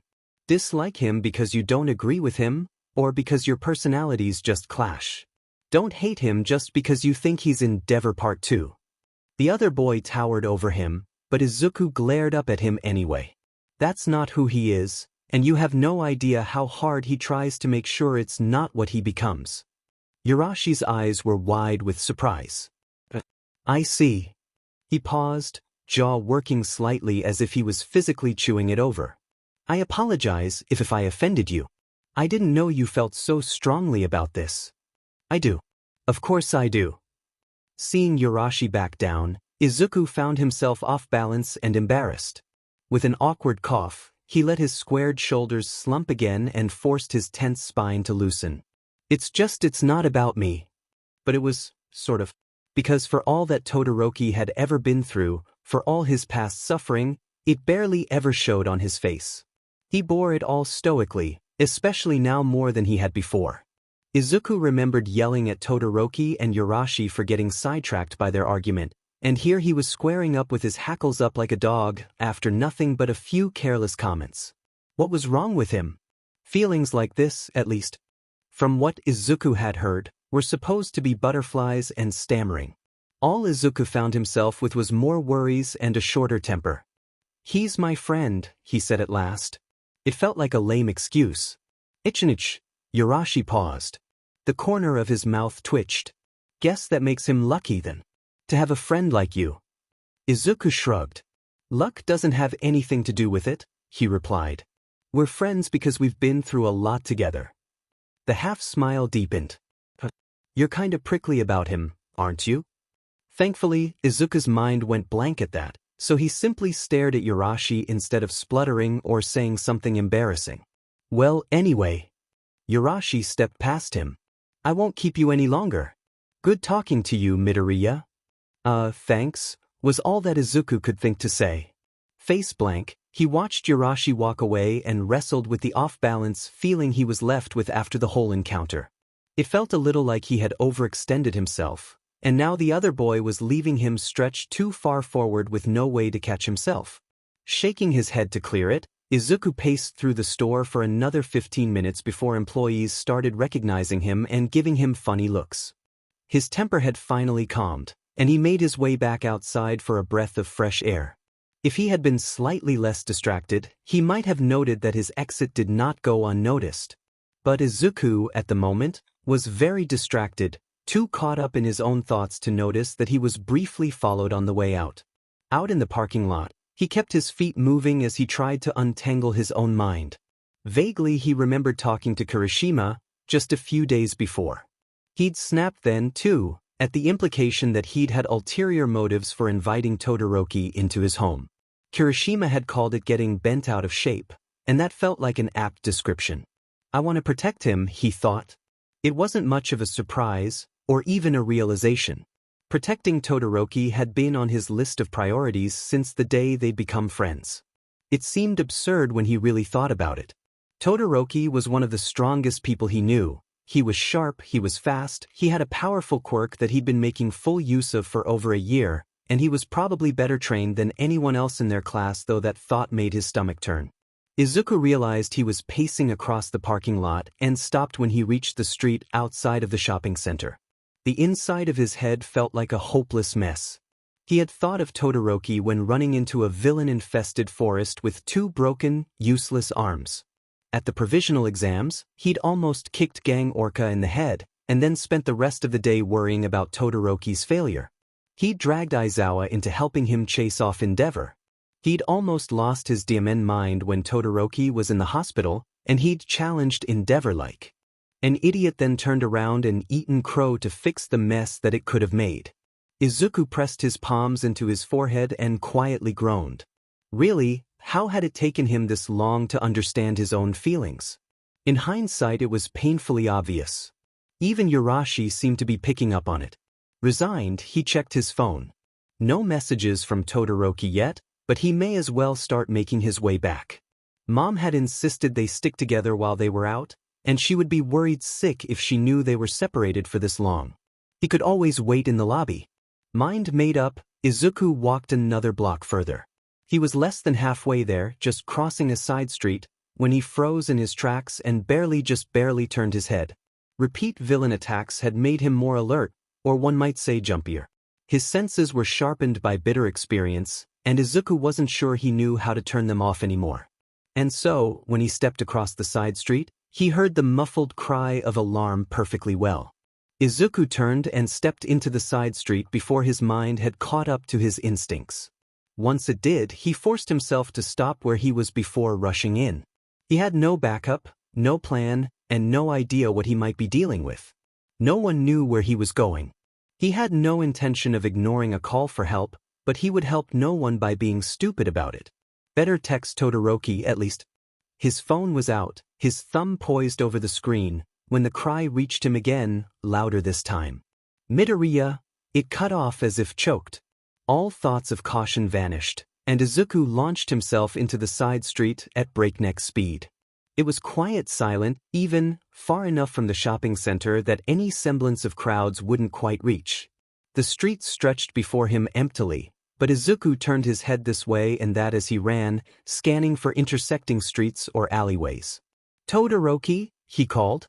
His voice was thin, his heartbeat high in his throat. His phone was still in his hand.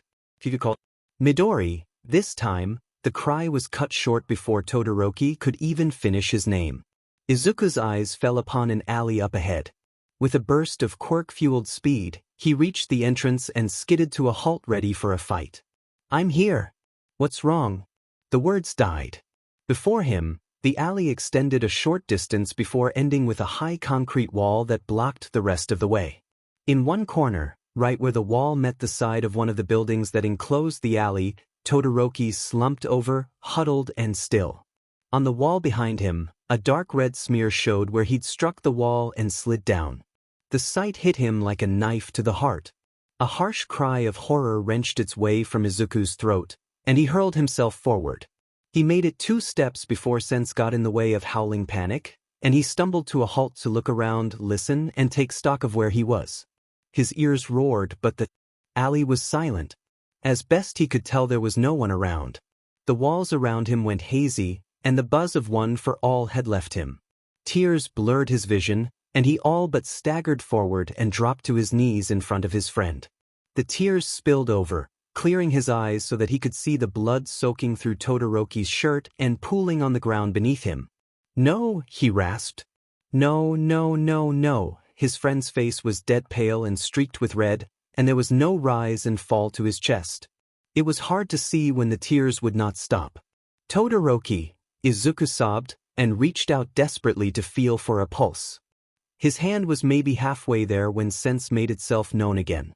Heart-stopping terror and panic almost drowned it out, but still it persisted, drilling through to the back of Izuku's mind. No ice, no burn marks. If Todoroki had time to call for help, he would have had time to fight back. He was halfway through the thought when the world turned sideways, and the body before him moved. Or it didn't move. Izuku's eyes didn't catch what happened. One moment he was kneeling in blood and horror, and the next he was spun around and slammed hard enough against the wall that the back of his head hit concrete and his vision went dark. When it cleared, he found himself looking into a face that looked like Todoroki's but was not him. All the parts that made the whole were their mismatched eyes and scar and red and white hair, but Izuku knew more than he'd ever known anything before that this was not Todoroki. No ice, no burn marks. No signs of a fight. Too much blood pooling on the ground. News reports said shapeshifter. In the end, it was the smile that gave it away. Todoroki's smiles were rare and precious, and this face smiled the way a child did when holding a magnifying glass over an anthill. "So, you're a crier," they said in a voice that sounded like Todoroki's but was not. The hand pinning Izuku to the wall was hard and strong enough to bruise. "That's nice. Criers are more fun." The scarred face stretched wider in a grin, blood trickling between the teeth. "So, kiddo, tell me something. What else scares you?"